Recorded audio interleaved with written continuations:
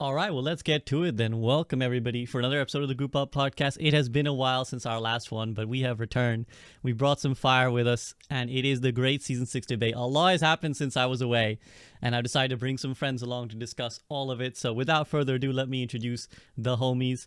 In the top left is my man, Freedo. Freedo, what's up? Hey, everybody. I am excited to talk about Season 6. Biggest content release since launch. One of the biggest content releases, period, I think, for Overwatch.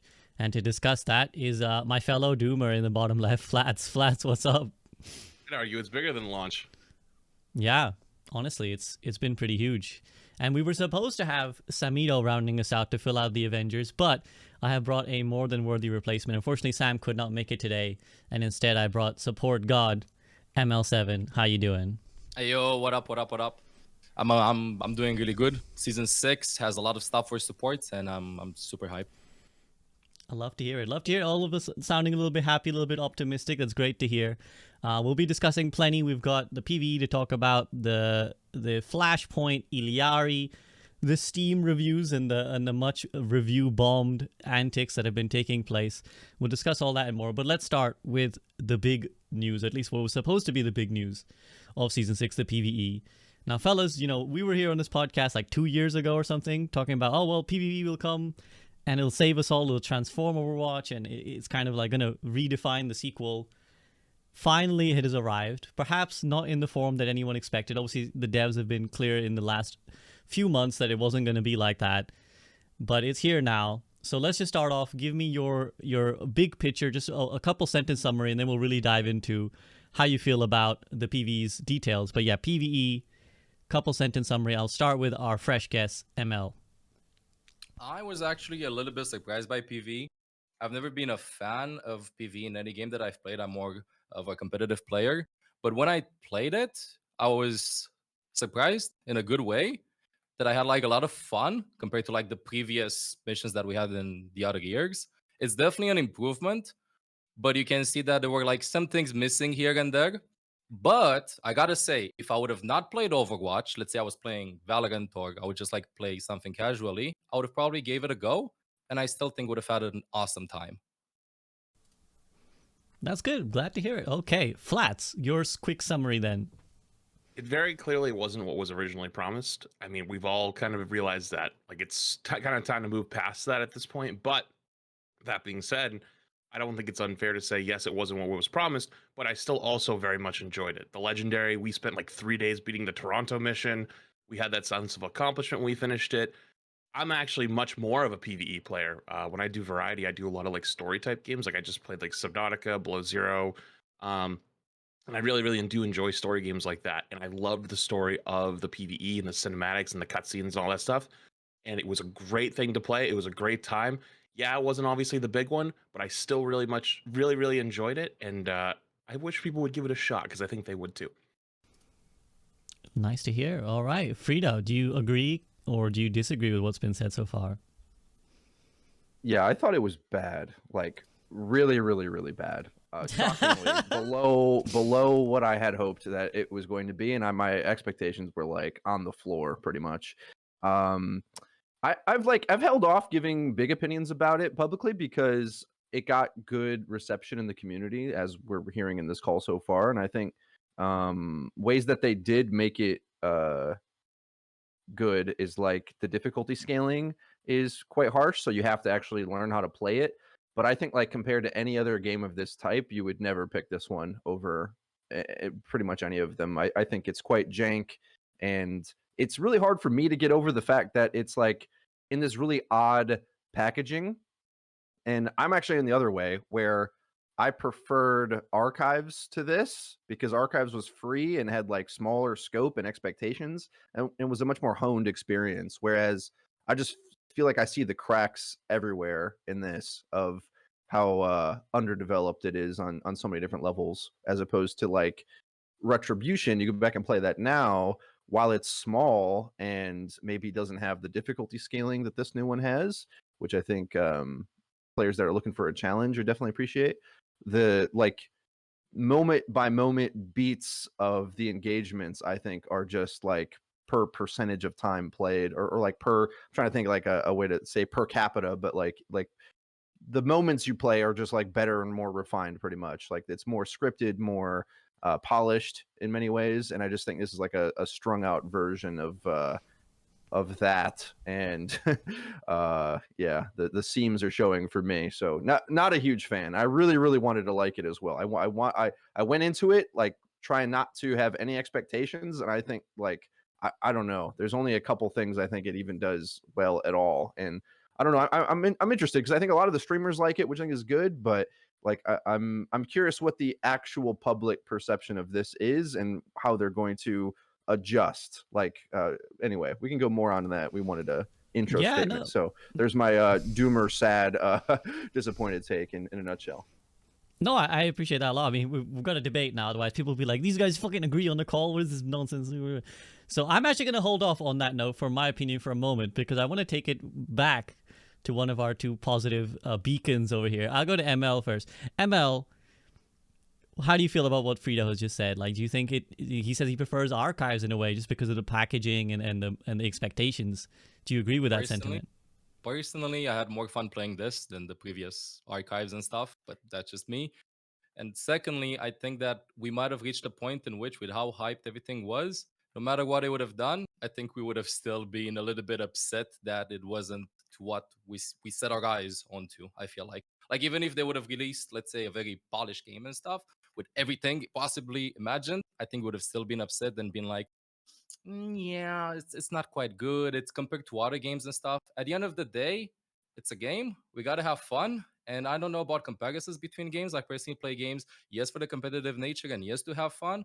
And realistically speaking, I think that if you play this, you can still have some fun with it. I don't think that you're gonna play and get bored of it overall. Can it be better and stuff? Of course, it can be better. Of course, they can do better in that regard. But still, I personally, as somebody that doesn't play that much PvE, had a good time. Okay, Flats, how do you feel about what Frida says there? I saw you kind of thinking about it. I specifically disagree with the archives mission thing, because the archive missions remind me of the extra hero mission, you know, like the free hero mission that you get. That felt like archives to me, and that definitely felt way worse than the PvE missions. I played it like a couple times. I was like, okay, I'm already bored of this. But the missions themselves, I actually kind of enjoyed playing them. My big disappointment, I would say, with it was that I was hoping that the legendary was going to be kind of like a COD zombie style, where it's like more enemies and maybe they have like more things you have to look out for. So like certain mobs, like they exploded if you knocked off their arms, or they would like the artillery would jump on you. Like the legendary would unlock new mechanics that you had to look out for that would be dangerous, instead of just larger health pools. Because for us, like especially like really high level players, like we just sat there, we hit every headshot. Like it's not really hard. It just took way longer. So like that kind of thing to me is what took away the challenging part of it. But it was still fun. It was still really challenging. We really enjoyed it. We were like theory crafting comps. Like, okay, you know, we were running Brig for a bit, but like we just didn't have enough stuns to stop the kidnapper ones from like killing us at the end of the Toronto mission. So we swapped Lucio for like the AoE boops, and we swapped D.Va because you got a second life. And like those kind of things to think about were really, really fun and really, really cool. But I also think that you know, looking back, there was just no way we were gonna get what we were promised. Like the only way we were gonna get what we were promised is they needed to have a separate dev team work on this game and just like put them off to their own side and leave them there for another like 2 or 3 years. Like, but unfortunately, investors call.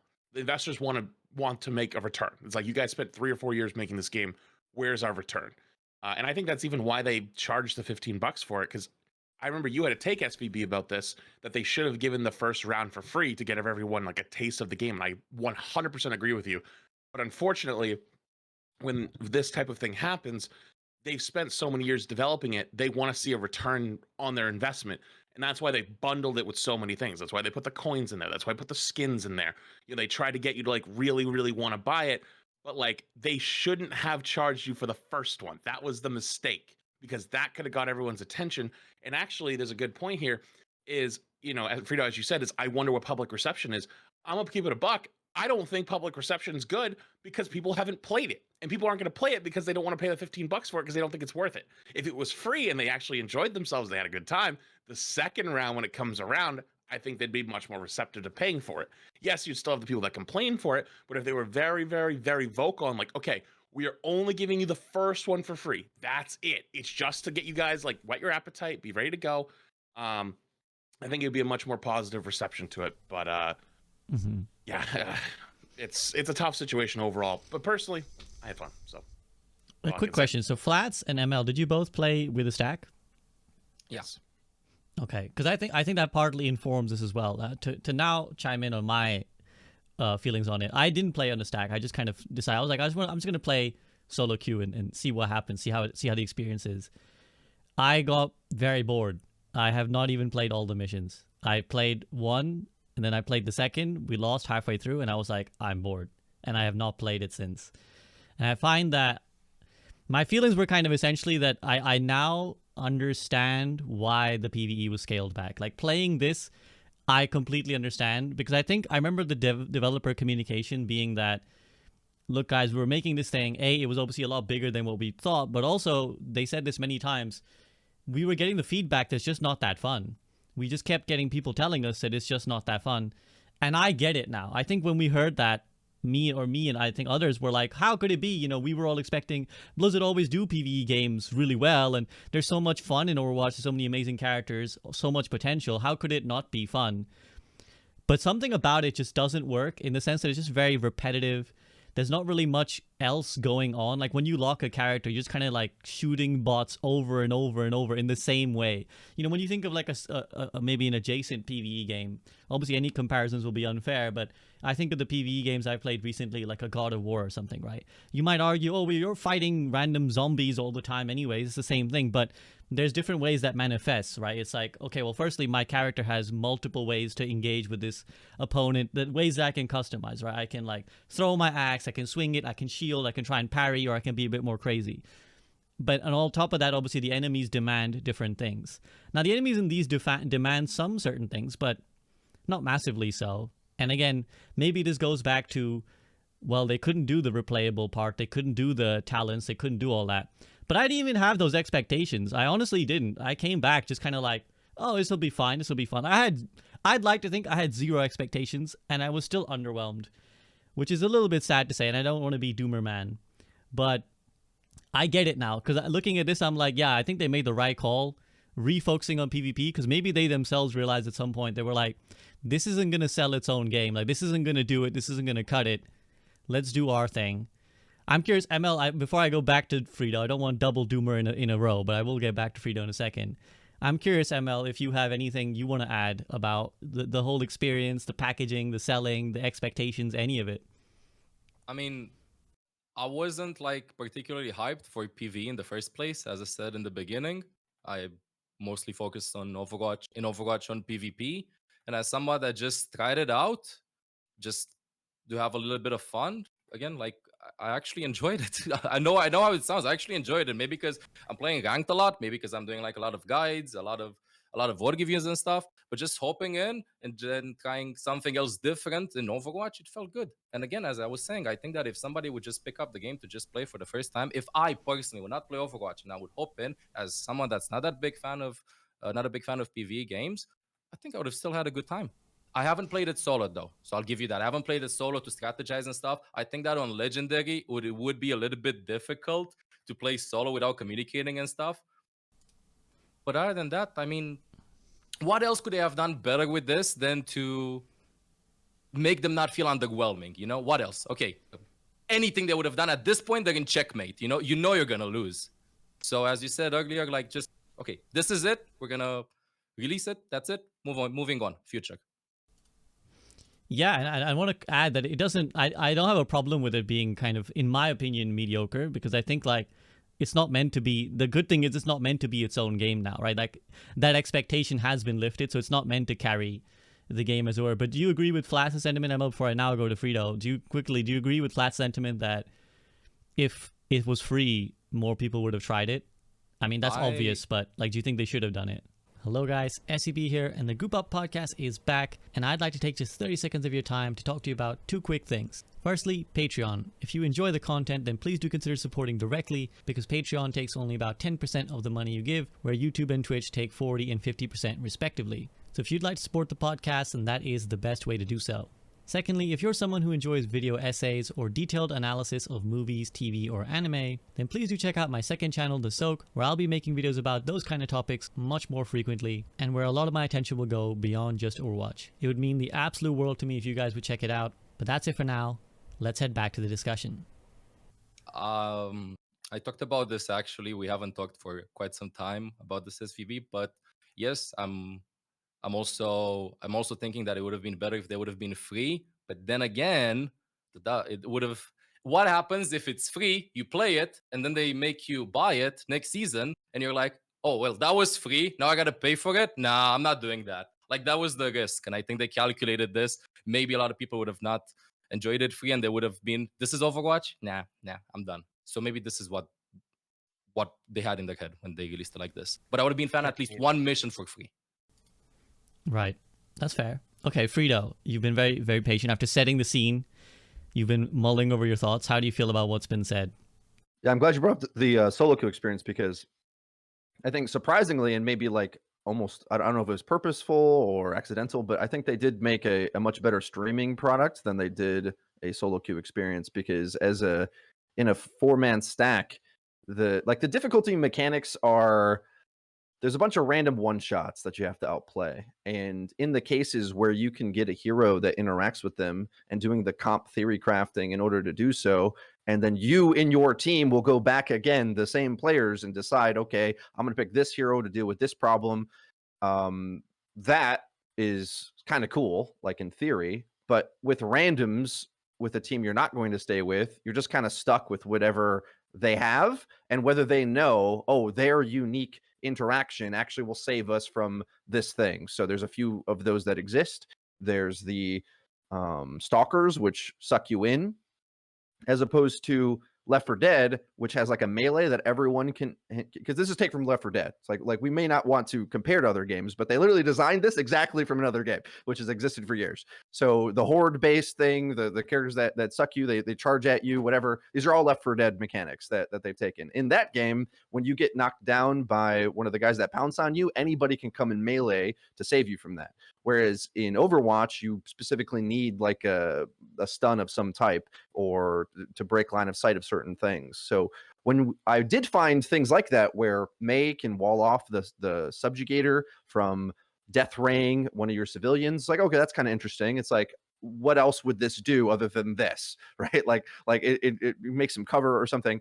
Those types of things were interesting, but they're almost like incidental and accidental, maybe. Like, I don't know if they meant to do it, because there's all these different options, and some of them don't have any interactions, and there's other ones that do. So it's hard for me to know what to do with that. Like, it doesn't seem like a tailor-fit experience where they're like, this is the mechanics of the game, like as you described any other game, whether it's God of War. One that I played recently is like that Ratchet and Clank on PS5. And unfortunately for me, I guess, like, when I buy a game like this, I want it to be really good, because I usually spend most of my time playing PvP games. So if I'm going to play a game like this, like, it's got to be quite good for me to care about it. So I suppose I have higher expectations than maybe some. But yeah, the game, without playing it in that very specific kind of way, like, I'm curious what all the streamers really would feel like if they had to play it with randoms, which necessarily weren't dealing with the mechanics as they exist. And then when you take that away, then you're like, oh wow, like this artillery is just gonna one-shot me from across the map, like,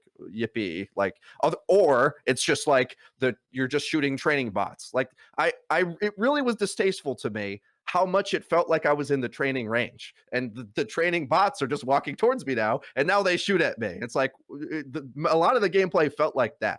And I could speak a lot more about the story and just like how underutilized that is. Like, I thought the story is really, really bad, to be honest. What other points that were made? I think that's it. Like, I can see a lot of promise there, and I just wish it was more. I wish it was a real game. And the truth is, as you're saying, SV, it's it's not a real game. It's a add-on to the battle pass, and it's always going to be that from now on. So the best we can ask for is like a refined version of that. But I also think it's not good as that either. That's how I feel. Like maybe in a stack, if you're all coordinating, then you can get that to work and have fun. But as a solo queue experience, definitely, it was just kind of like Resident Sleeper. So Could I chime in? Yeah, absolutely. Feel free to chime in. What if they would have given you like tips after you lose, or like mid-game pop-ups going like save your brig flail for that mob, because you play solo in that case. That doesn't require that much coordination. On like lower difficulties, you'd be like, okay, so when I don't know the name of them, when somebody starts sucking you, for the lack of a better word, use your brig flail to just like boop them away, and that's it. What would happen then? And you have those tips at lower difficulty, or you can decide to tick the box if yes or no. The subjugator, okay, that's how it was called. So you just interrupted. Because for me, like I played the game a lot and I was like, what do I do now? You know? And with time I figured it out. But you're saying that as a solo player, what if we would like help the solo players a little bit more so that they can get some coordination in? yeah, I think that'd be a good idea for the whole game. I mean, like regroup with your team. And yeah, I mean, I've been asking for this stuff for 7 years now. So yeah, that would help. But I also think like what game design normally does is they will give you a little piece of that idea and force you to do it on your own terms, and then go from little to bigger to more complicated. Now they try to do that in a way where it's like, here's the stalker. Okay, she sucks you in. It's just by herself, so you can in an arena deal with her. But they don't give you a scenario where you have to do the thing that you're saying. So normally in designed games that are polished, the gameplay will just teach you that automatically, and you don't have to like go on a Wikipedia or watch your favorite streamer just to figure out how the base mechanics of the game are intended to work. And I think that's the case of any game of this genre, basically. Like in Left 4 Dead, this has been done before. Not just years ago, multiple times. There's 2 of them. Yeah. Left 4 Dead games, which they are directly taking from, by the way. And in many cases, in the story itself, it's very clearly taking story beats from other games, as well. Like the whole train thing is straight out of Half-Life. Like there's a lot of these things which are like not new ideas whatsoever. And so if you're going to take it, like do the Blizzard polish thing where you take a thing everybody knows and polish it up. Like there's basically 0 Blizzard polish. This doesn't even seem like a Blizzard game to me in that way. Like I'm curious what anyone could even say was an idea that they took from somewhere else and they polished it up like they're supposed to, based on the old Blizzard design philosophy. I want to add quickly one thing before I take it to Flats, because I'm curious what he has to add all this. I think to ML's point, I think one thing they do, and games do this a lot, is characters will say like hints, right? So like you'll often be in a game. So I actually, there's like a balance between this, because it can be good, but it can also be annoying. So when I played, again, I literally played it at like 3 attempts, if you want to call it. The first one in that first mission in Rio, you know, that the final boss where he runs into the middle pillar, whatever it's called. I remember when I played it the first time, I think it was Brig, was like, make him run into the thing, like just shout it out. And I was kind of like, I'm actually annoyed because I've been robbed of the chance to discover this for myself, right? Like one of the fun parts of playing a PvE game is like, maybe you're struggling against a boss and you're like, how do I beat this guy? Like what is the way I'm supposed to get around him? And then you realize, oh shit, if I make him run into the thing, that'll do the damage, right?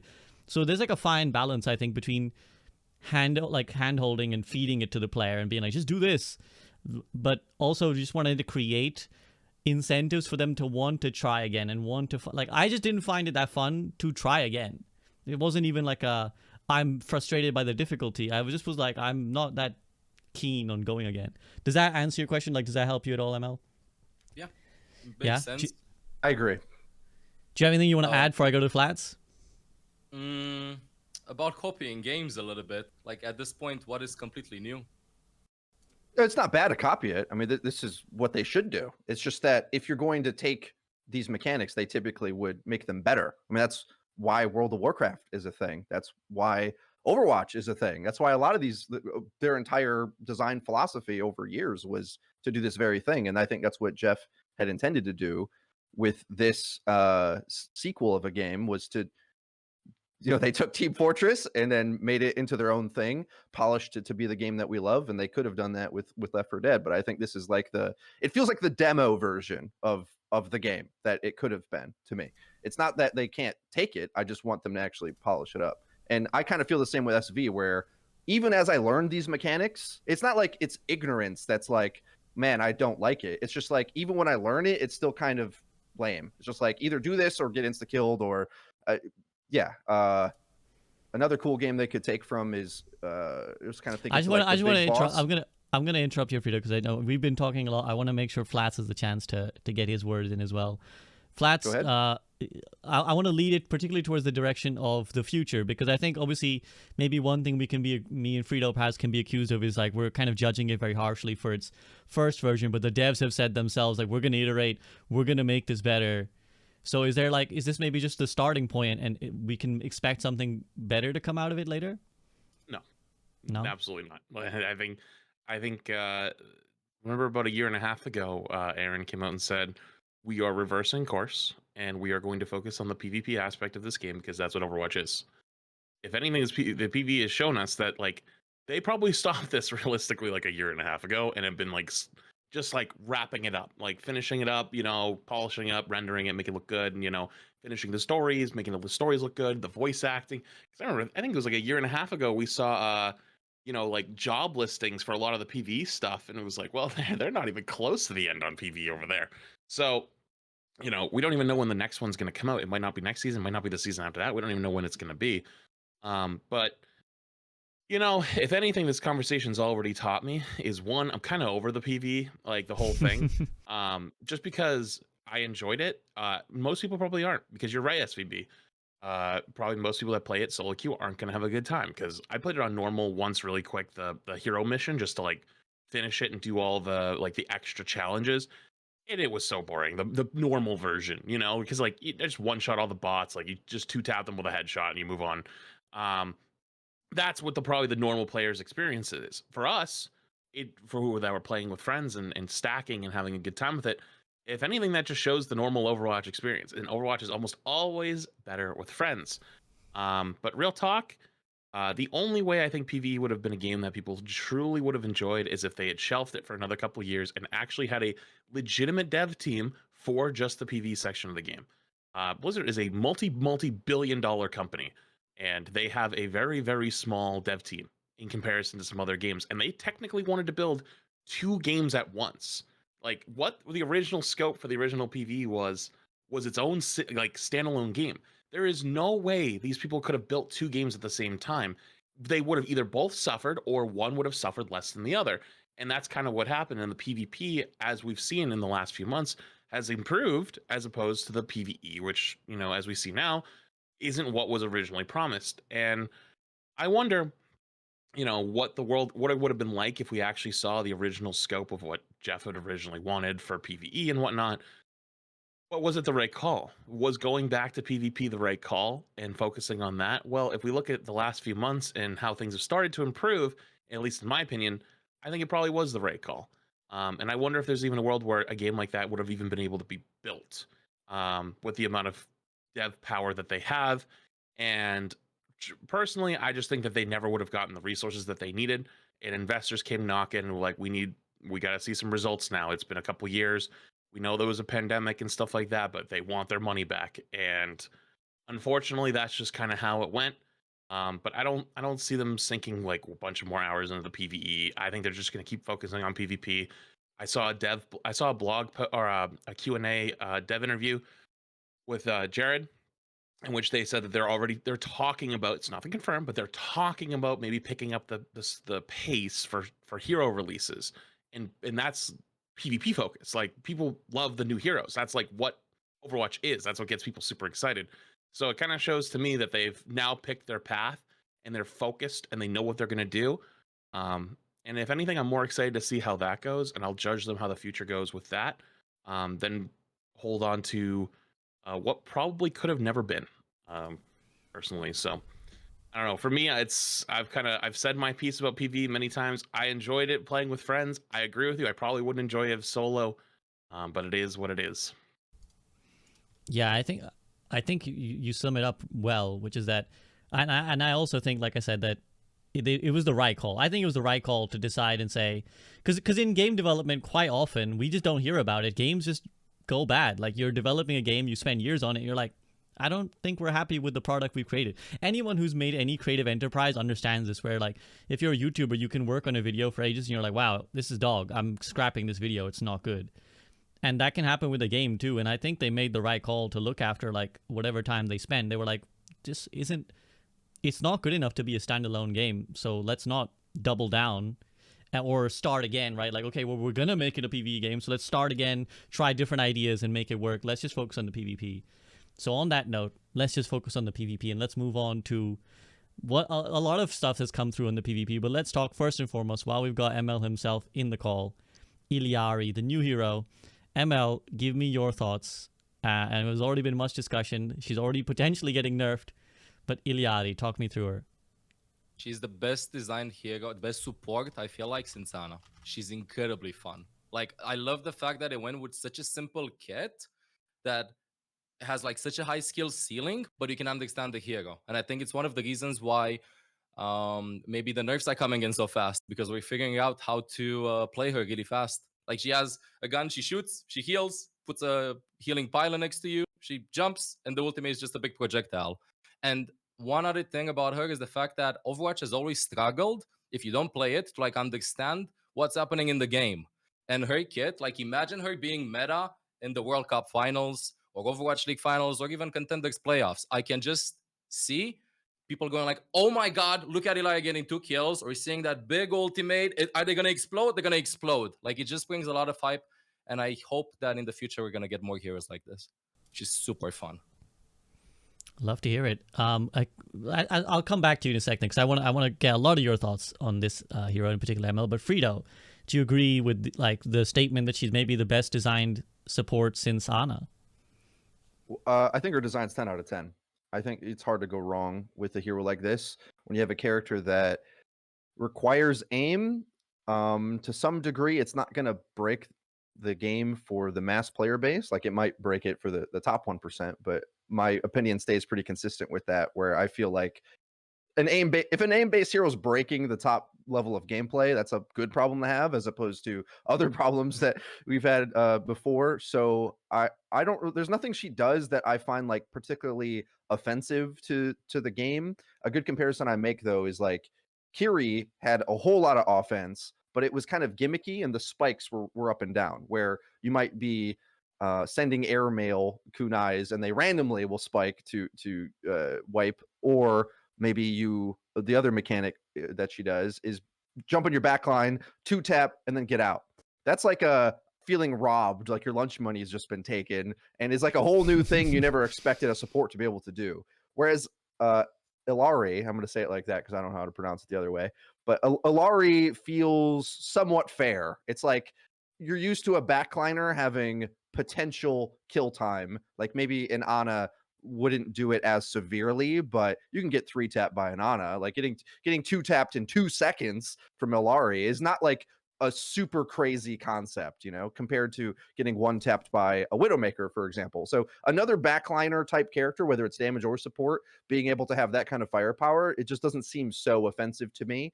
And a cool thing that they did that I know has been a kind of a design goal for them in some ways is to make things feel impactful. So one way to do that is to have a heal beam that has 120 heal per second, which is insane, but it's on a low resource. So you have to manage it. You have to decide. There's a lot of just management setup tactics. Overall, it's like a great hero, regardless of how the meta shakeout will happen over time, which I think is still maybe debatable what that's going to look like. I think for most players, honestly, it's like other supports are easier, better, freer value. So you'll have fun playing her, but I don't think she breaks the game except for maybe the top percent. Yeah, Flats, I mean, maybe we should always expect people to complain, but I've already seen people complaining, oh, Illari just does too much. He's like, got this, that, the other. And maybe to some extent the devs agree, because they've already said we're going to nerf her pylon, we're going to nerf her ultimate. How do you feel? Like, do you feel like she does a little bit too much, or is she reasonable? I'd agree with her pylon nerf. The only reason I agree with that is because, I mean, philosophy-wise, we just changed with like how we view turrets and stuff, with like the nerfs to Torb turret, Sim turret, etc. Just like an AFK healing ability. It's like almost like a mini mercy pocket. Just, I don't know.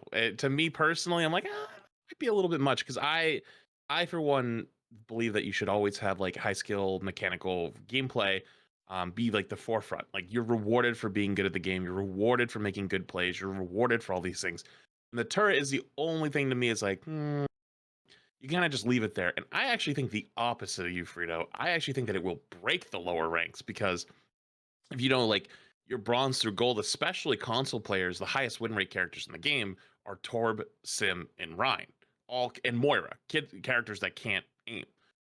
So you throw a healing turret, and everyone likes to play Orisa and stand there and hit all their buttons, and nobody dies. I wonder if you've gotten to the point where like the numbers are so pumped up that it's like you actually can't secure a kill. And that was actually one of the big concerns back in Overwatch 1 at one point when healing numbers were getting so high, was that in the lower ranks you couldn't secure kills because people would shoot the tanks, and the tanks had so much health pools plus all the healing they wouldn't actually die. I think that's a totally different conversation we can have another time. I do think they're going a little too hard on her too fast, though. I do like that they're like trying to be more active. We're not having Sojourn 2.0, where it's like 2 months, which is good. But I think they're going too hard for both the ultimate and the pylon. When I originally played her, like, and I didn't play her that much. I had to like training range. I like did a little bit of experimentation. I watched some like other people's like footage, like when they had like scrimmed her and like played with her. And I was like, you know, her ult seems really strong, but now that it's been out and I've played it in a few times, her ult is definitely still strong and impactful, but it's not as broken as I thought. The only thing I would probably think is I don't really like the can of worms that's been opened just with Vermatra of things going through shields. And like that's the only thing I'd be willing to be like, okay, like, you know, it not going through shields, I'm cool with that. But I think they're going a little harder and a little fast. I think it's okay to let her be meta for a bit.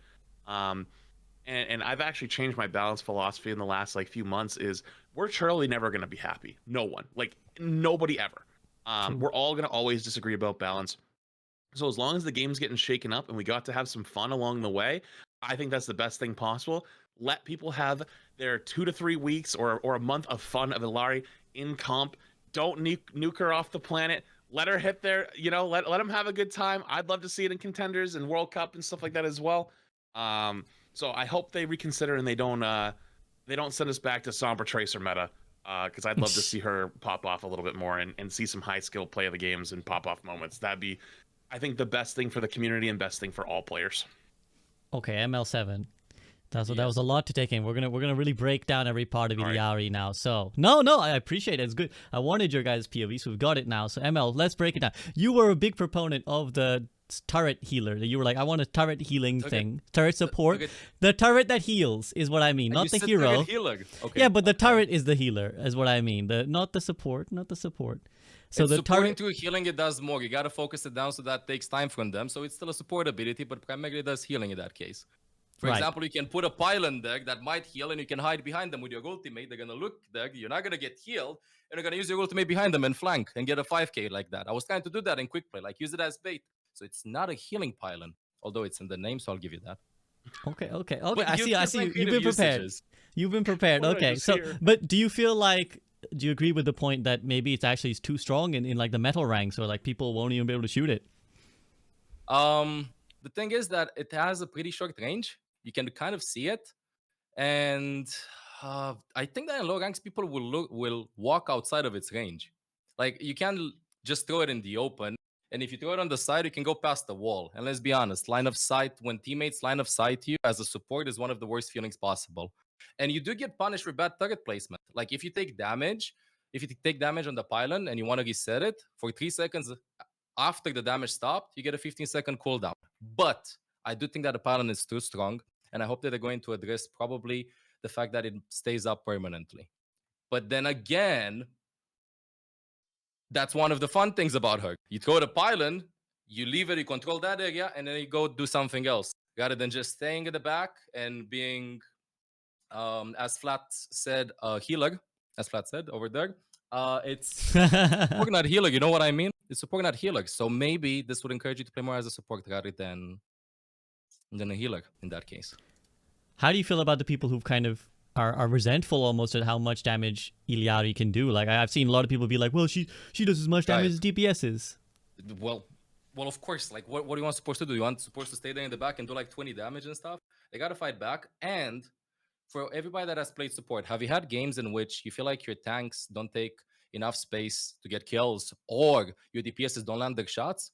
Come on. Like, sometimes you just stay over there in the back and try to support them and nothing happens. Well, Illari comes in and is one of the heroes that I would say more of a carry support. Like, you would go Zenyatta and just go for kills.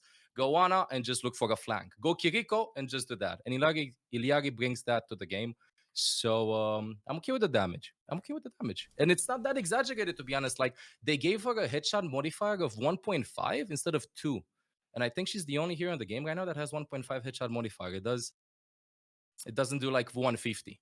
Because like her body shots are 75. So it might be worth it to just do 75 damage, to just go for body shots.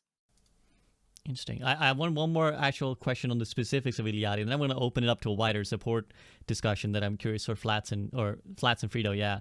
So the ult is getting nerfed. You shared a clip. I had a couple ults where it's just like this thing. The hitbox of this thing is massive. We're not talking about the clip. I mean, it just gets eaten up by everything under the sun, and it like randomly clips onto buildings all the time. So in terms of I saw there was like a leaked patch of what might be the nerfs to the ultimate, which is that what Flat said, it won't go through shields, is one the change they were looking to make. Do you feel like that's okay? And do you feel like maybe they could investigate the hitbox a little bit? I think they should not look into nerfing the ultimate. I think that ultimate would be broken in Overwatch 1, but in Overwatch, when everybody's stacked up together, but in Overwatch 2, it's pretty hard to get a good ult off. You have a lot of ways you can eat it, you can deflect it. It has a huge hitbox. And even if it's going to get a reduced hitbox, I think that they're going to they're going to keep the same eatability of it, the same deniability of it. So you as a player, maybe landing it might be a little bit harder, but I could see them probably keeping the same range, the same size of it for the defense matrix. Now, if I would like them to nerf the size, it's pretty annoying sometimes. Like, I have some opportunities in which I can just throw my ultimate in the backline, and then Ogista just does this. And on one hand, I'd love to get a big ult. I see it, but on the other hand, I know she's gonna eat it. So I have a small mind game. Do I go for it? Do I not go for it? Based on the hitbox. I don't think they're gonna change the size of it though, because it's literally a sun. Like, would you expect a tiny sun? No, it's a big ultimate, which will create hype moments. Like, imagine get that ultimate in. And you're not watching Overwatch, you see everybody just boom, just explode afterwards. Yeah, I think it's a real hype moment indicator. I think I've already seen, the explosion, like you said earlier, is very visceral. It's like boom, everybody. We like explosions. That's why we play video games. We like seeing shit blow up. But I will now take it first to Freedo and then Flats as well on a wider support discussion. So ML's already addressed a few of the potential critiques of the damage she does, the pylon, whatever. But I've heard a few people say that there's just like getting to healing creep again, right? Like, this was a problem in Overwatch 1 where people were like, the healing is doing too much. And Flats kind of alluded to this as well. Has there been too much healing from the supports, before ML gets mad at me? Has there been too much healing from the supports? And Illari's ability to drop a pylon and then heal the character on top of that, plus you add another support who maybe has multiple sources of healing. Stuff doesn't die. Unsalted Salt's tweeting about how tanks, like, nothing dies and we're fucked roll, no one wants to play tank anymore. Do you agree, firstly, Freedo, that there's maybe a fundamental problem we're approaching? I think, without a doubt, power creeps back in the game. As of this patch, more or less. It's a combination. Illari is not even necessarily the worst proponent of this. Like, you guys are worried about the pylon being overkill heals for lower ranks, but the real winner is Lifeweaver, who only really gets beaten by dive and angles and like being able to take space. But at lower ranks, Lifeweaver was already good, even in a weaker space. And then they just kept putting his numbers up in a way that I was not a huge fan of. Like, Lifeweaver plays like a new version of Brig, in my opinion, where it's just a defensive play style, over health, lots of heals on range targets. And I love playing Lifeweaver. I just wish that they added some sort of offensive buff to your team, or for himself, as opposed to just making more stats for everyone on your team. And I think that's kind of a mistake of a route to go down, because where do they go next? Like, let's say this isn't good enough to make him good. They're gonna what's the next buff they're gonna do? Because I already think it's obnoxious to play against. So I I blame it more so on him in terms of healing overkill, because there's a lot of things in the game where the numbers just keep going up. Like if you think of it from an Overwatch 1 to 2 point of view, things like Batiste's burst heal on regenerative burst is just like a nuts ability that would never have even been acceptable in Overwatch 1 with 2 tanks, but because that there's only 1 tank now, like the support role has increased in power in a way to kind of supplement that missing sustain for the team. And in many ways I like that, because I love playing support. It's my favorite role. It's not even close. But I also think it adds to some problematic design, and I don't know what else they can necessarily do, like if the expectation of, because the alternative, there's a few ways this can go. It's like at the launch of the game felt kind of naked in a way, where it was mobility, supports have to run for their lives, just play the mobile ones, get away, and tanks kind of just hard W'd wherever they wanted a bit. Then it kind of stabilized down with the Zen buffs and a lot of the other supports getting buffed, and now it's a bit more, as Saltis is explaining, we've talked about on this podcast a lot, where tanking is a lot more patient. It's a lot more exchange of cooldowns, a lot more like you got to have 10 things before you go right before you can go in, and support feels more fortified in that way, where you can hold your position and play the shooter game half the time or pump resources into the tank. You have a lot of flexibility to that degree. I just think it's like shifted a bit too far in the support category's favor for my liking, and overall those stats I think hurt the lower ranks much more. And it's not just Illari, it's just like the whole role in general, where pumping heals into the tank, that's like how they played the game anyway, right? So the more stats you give those things, the kind of the lamer that becomes. And I think like on the other end of it,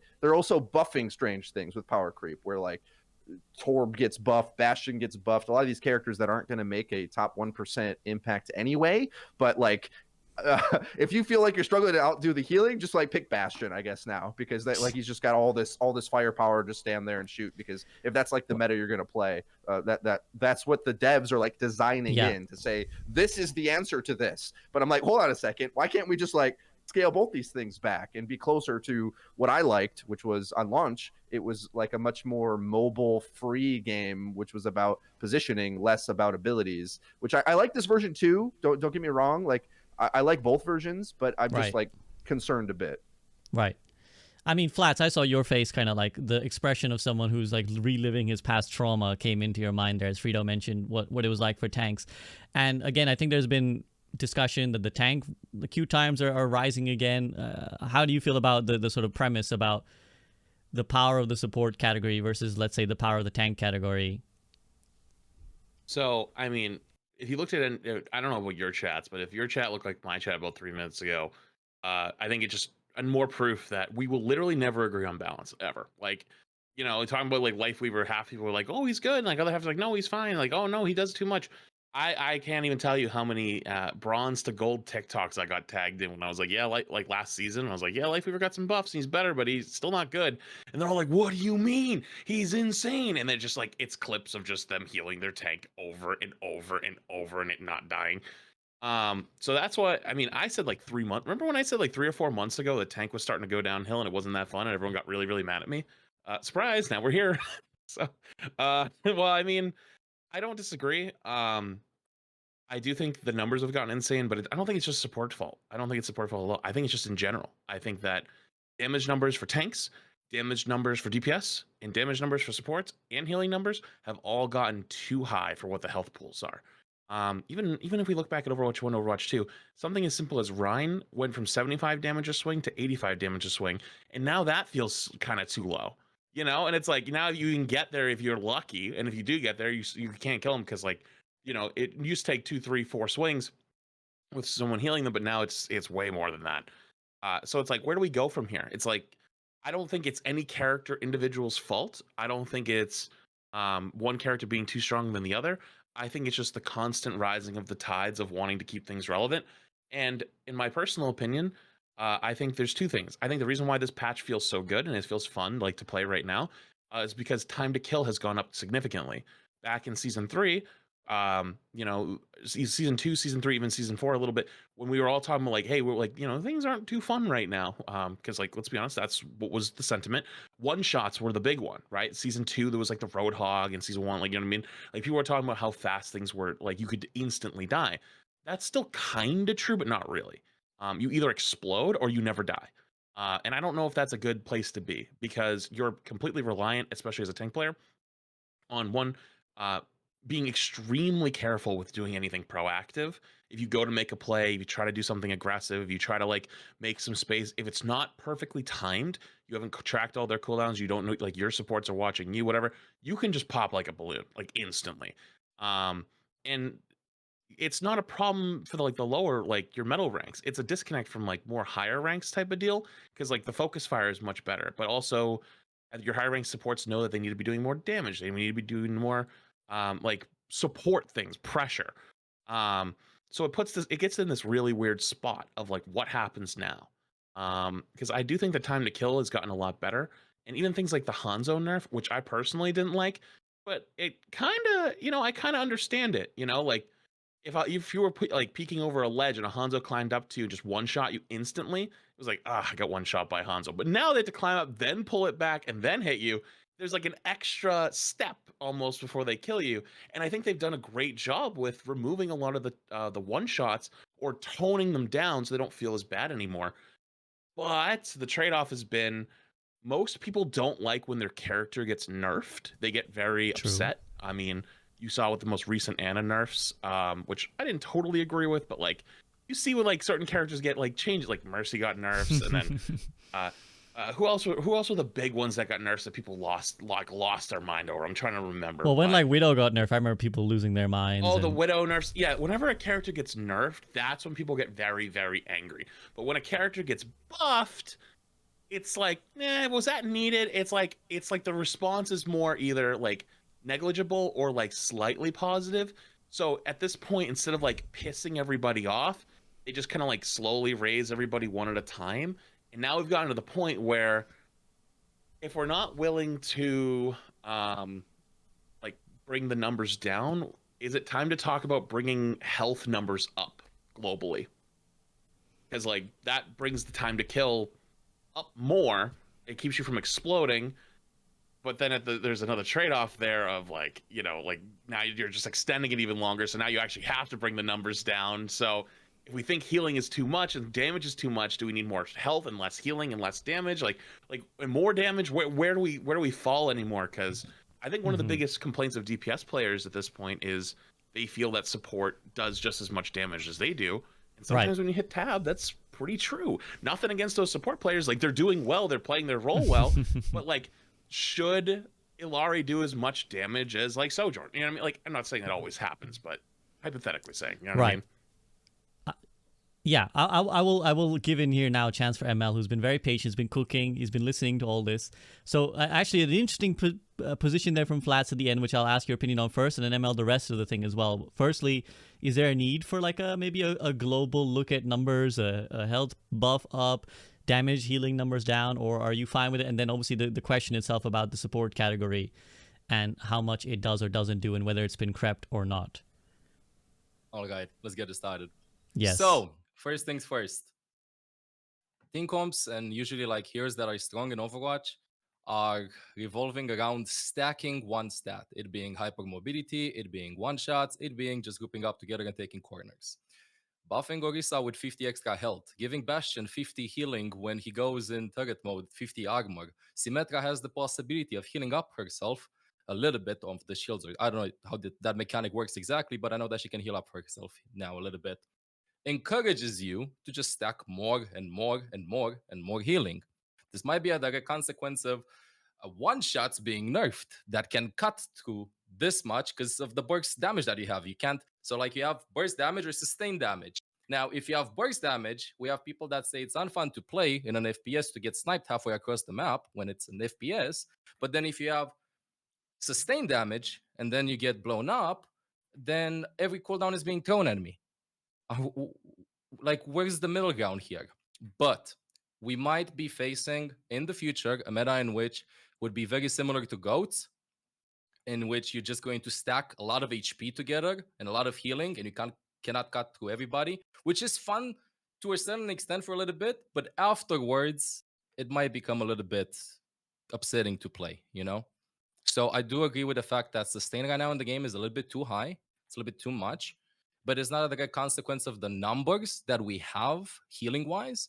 It is maybe a consequence of health pools, maybe a consequence of giving sustain to other heroes as well. Because, for instance, if I'm playing support, I have a term, I don't know how else to classify it. I say heroes that are self sufficient, as in they don't need my care that much. So like a tank like Sigma, he can regenerate his shield. I don't have to stay in the back and heal him, so I can do something extra. But a tank like Reinhardt is not self-sufficient because he has no way of regenerating his HP. So I have to stay close to him. I have to take care of him, and then I can do some stuff.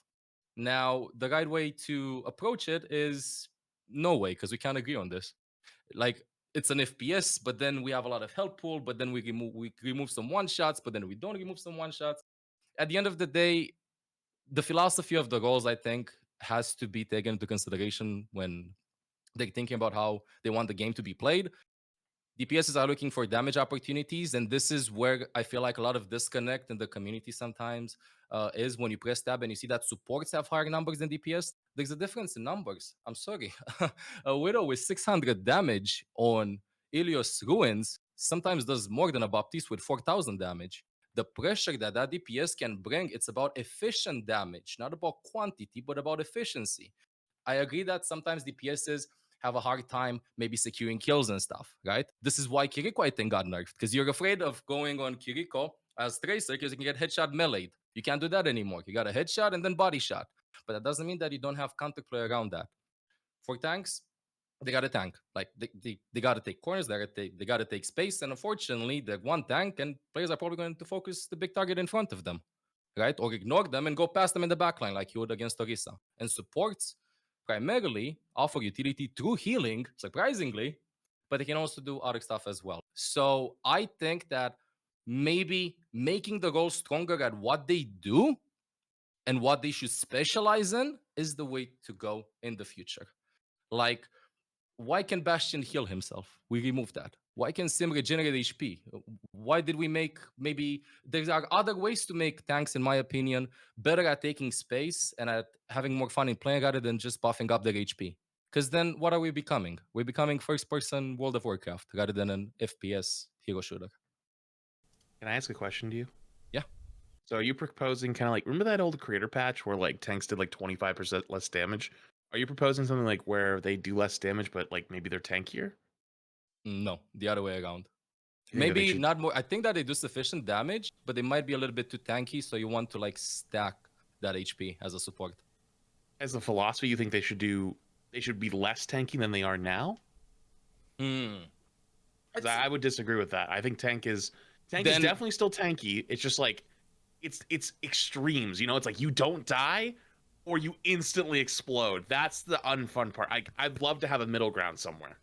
Then the problem is like, so if you make them squishier, then they're just gonna be tanky DPS. And if you make them tankier, then the complaint will be that, but I'm getting slipped, discorded, everything. I'm not having fun. I'm not playing tank.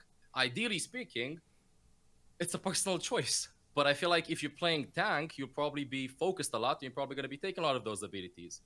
So maybe, yeah, it's a tricky question. It is a tricky one. I agree with you. I think you should be like, that should happen, but I also shouldn't explode just because I'm like we have to take an engagement, right? We have to take the fight somewhere. It's like Overwatch for years was like making the first move, right? Like if you were the aggressor, if you made the first decision, you didn't play like passive and you didn't know what to do, you were kind of rewarded for it. It feels very much now where it's like so much patience or so much waiting. You gotta wait for all the buttons to come out, or you gotta wait for someone to make a mistake. It's not about forcing mistakes or like making plays. I'd love to see a middle ground somewhere. So I kind of like that philosophy. I just I don't know how to accomplish it. The windows of opportunities have closed.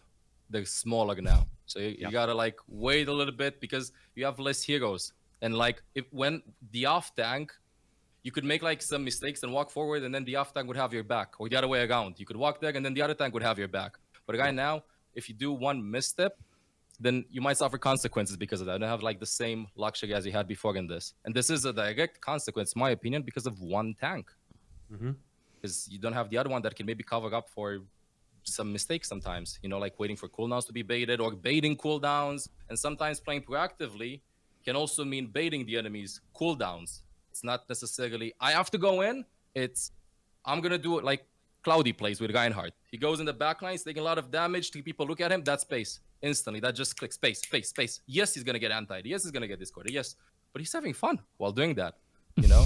So it's, I think tanks do a little bit too much damage, maybe. So maybe a little bit tankier and less damage. But then the consequence would be that. That's threatening. How are you going to cut with that? You know, because at the same time, I'm not enjoying like looking at an Orisa in front of me that never dies, that got buffed. Yeah. Well, also then the think- tanks don't kill anything, because that was what people fed back on that creator patch that Flats were referencing, where they were like, well, yeah, okay, I live, but I'm 5 swings and I don't kill this character because they got 1 heal. So like, this is dumb. Go ahead, Flats. I think it was too much at that point, because like you did I think Ryan Swing did less than Torbhammer. That's too much, you know, like we went a little too far to pass at that point. But I think actually you make a really good point. I don't really like the idea of just like hardcore buffing certain things like Orisa, like, right? Like Orisa's whole shtick at this point is being an immovable wall. And is that really healthy? Is that really good? I don't enjoy it. I don't enjoy standing there eating all the abilities, doing nothing really in return unless I like get a nice spear on someone who's isolated and hit every headshot and nobody noticed. They didn't get a heal in between it. Like that can be like my little moment, but I'm with you on that. I don't think it's fun for you, and it's not fun for me either. Look at this unity. Look at us. Look at this team.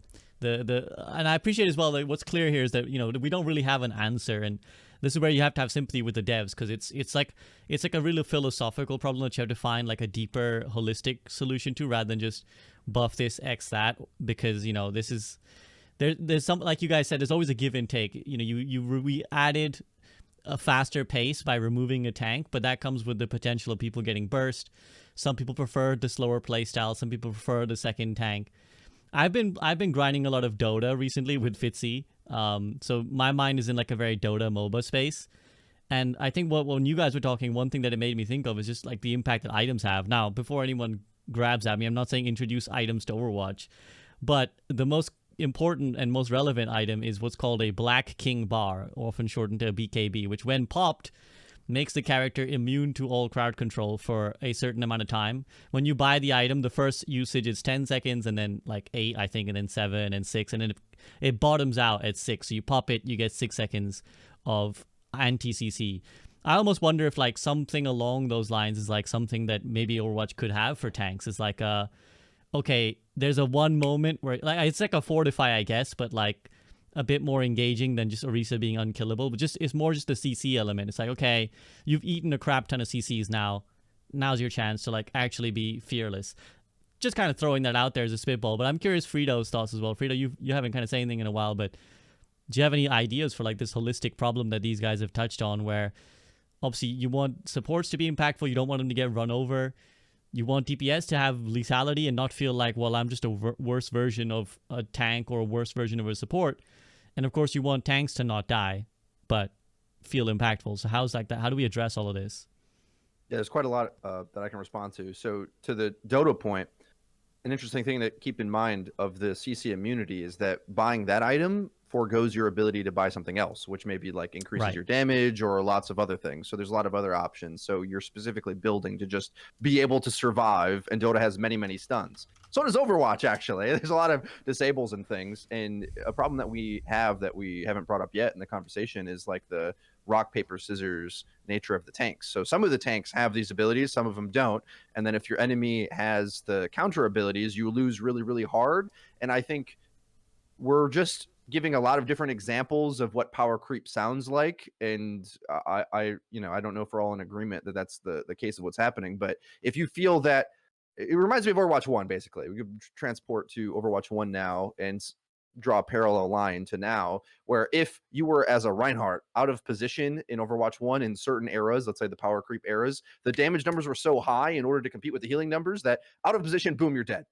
Whereas now in Overwatch 2, with the healing numbers being high, you sustain longer in position, but you melt more instantly out of position, because the way the design of the game has been scaled up is that the high damage numbers are there to try to compete against the high heal numbers.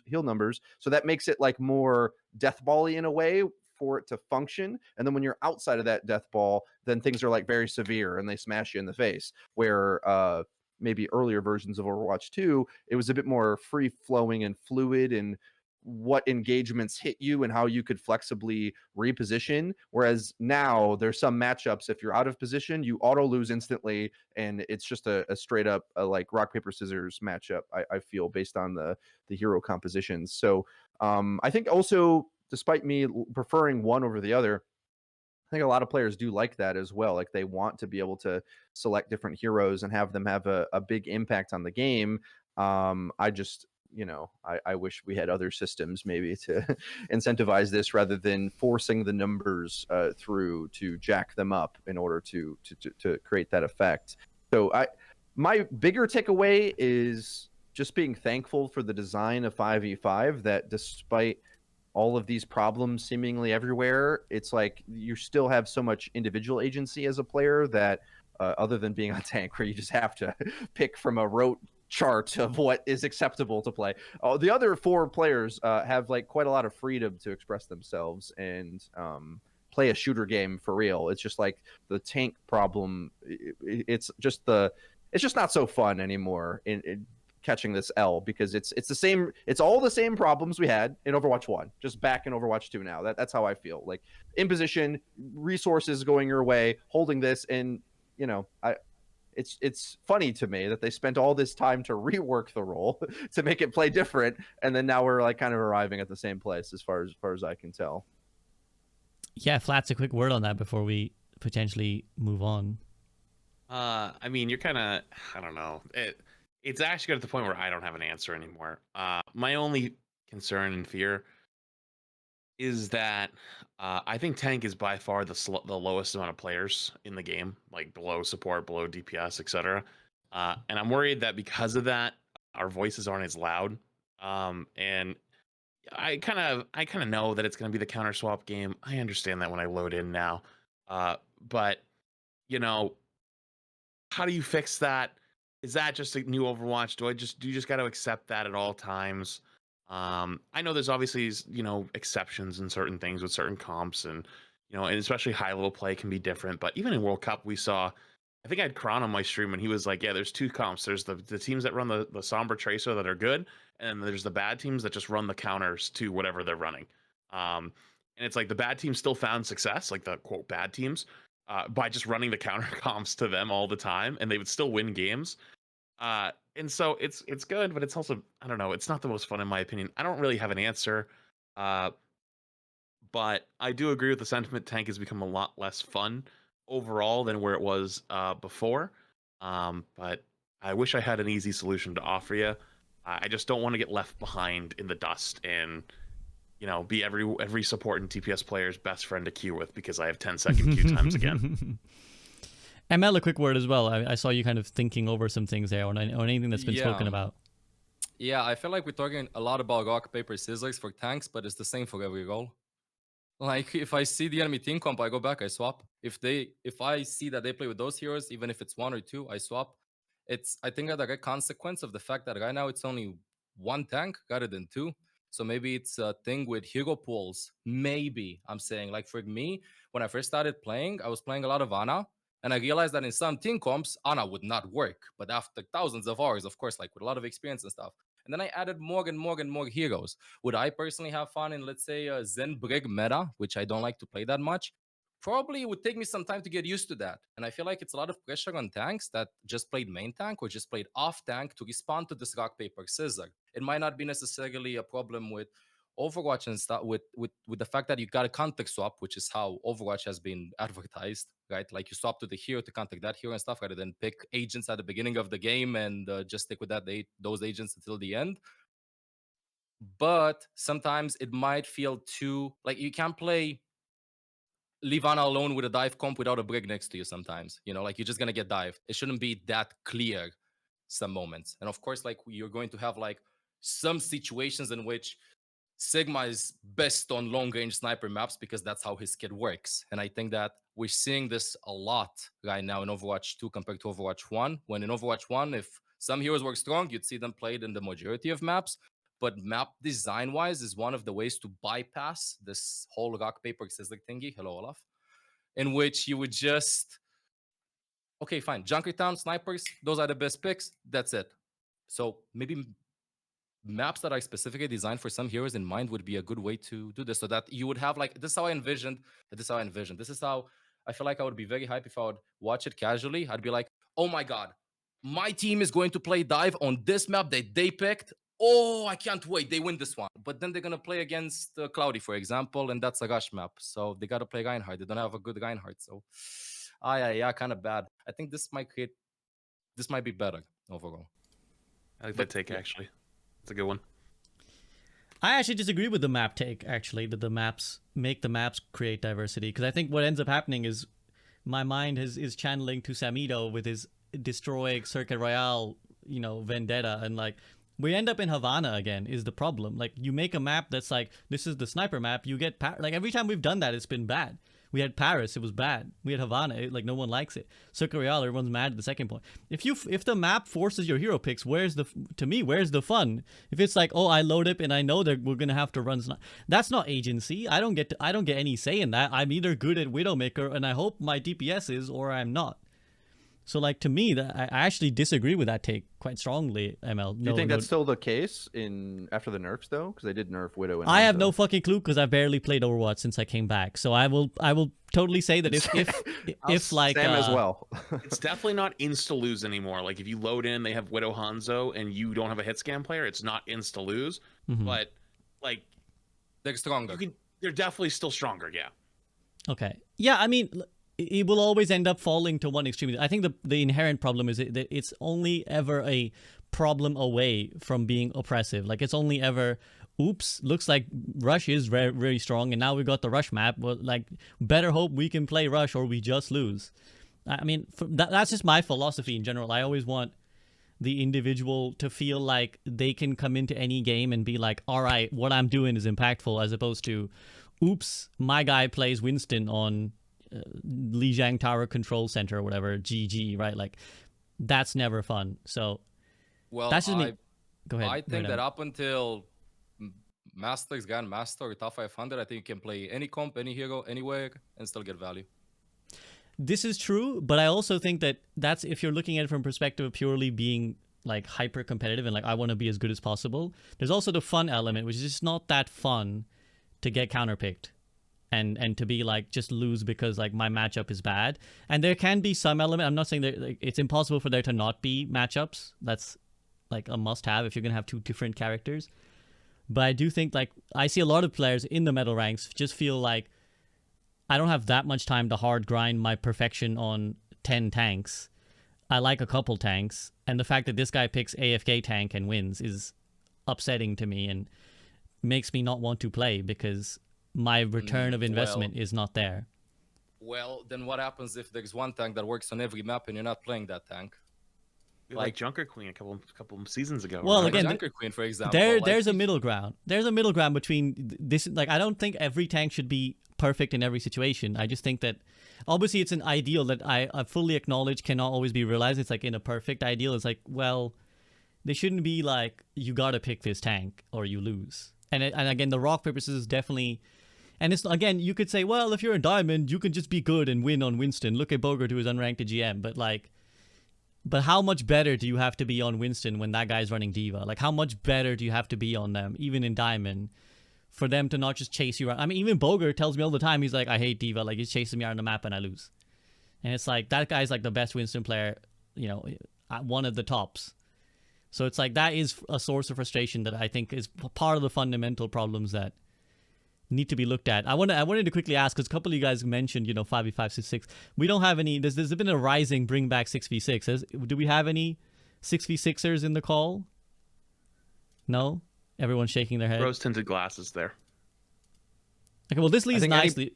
Go ahead, Freedo. I was just gonna say, I think any problem that you wanted to mention about the game now would just be exacerbated with 6v6. I think it's just like objectively worse for multiple reasons. I think Well, this this is a good leads- example of BAP. BAP was thought as broken. Lamp was broken. Overwatch 2 hits. Lamp gets half the value it used to. And feels fair in my opinion. And he gets to shoot more of the enemy as opposed to just shooting a shield.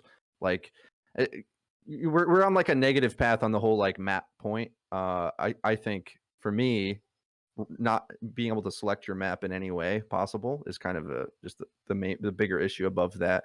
And we bring this up most podcasts, so I fear hitting the bingo card too hard. But like not be like in CS:GO, for example. And I think the truth. Okay, backpedaling twice. I think the truth that we have to admit about Overwatch 2 is it's a lot more competitive of a game in terms of map selection, and it's pretty punishing in a way if you don't have the right hero for the map. Whereas I think with Overwatch 1, there was a more unified design of like chokes. Like this is just a game about getting through chokes. Hold hands together, get through the choke. Whereas Overwatch 2, it's like, you know, the difference between a sniper map and a brawly map, it's more severe, I think. Whereas in 1, you could put more tanks in the way or something.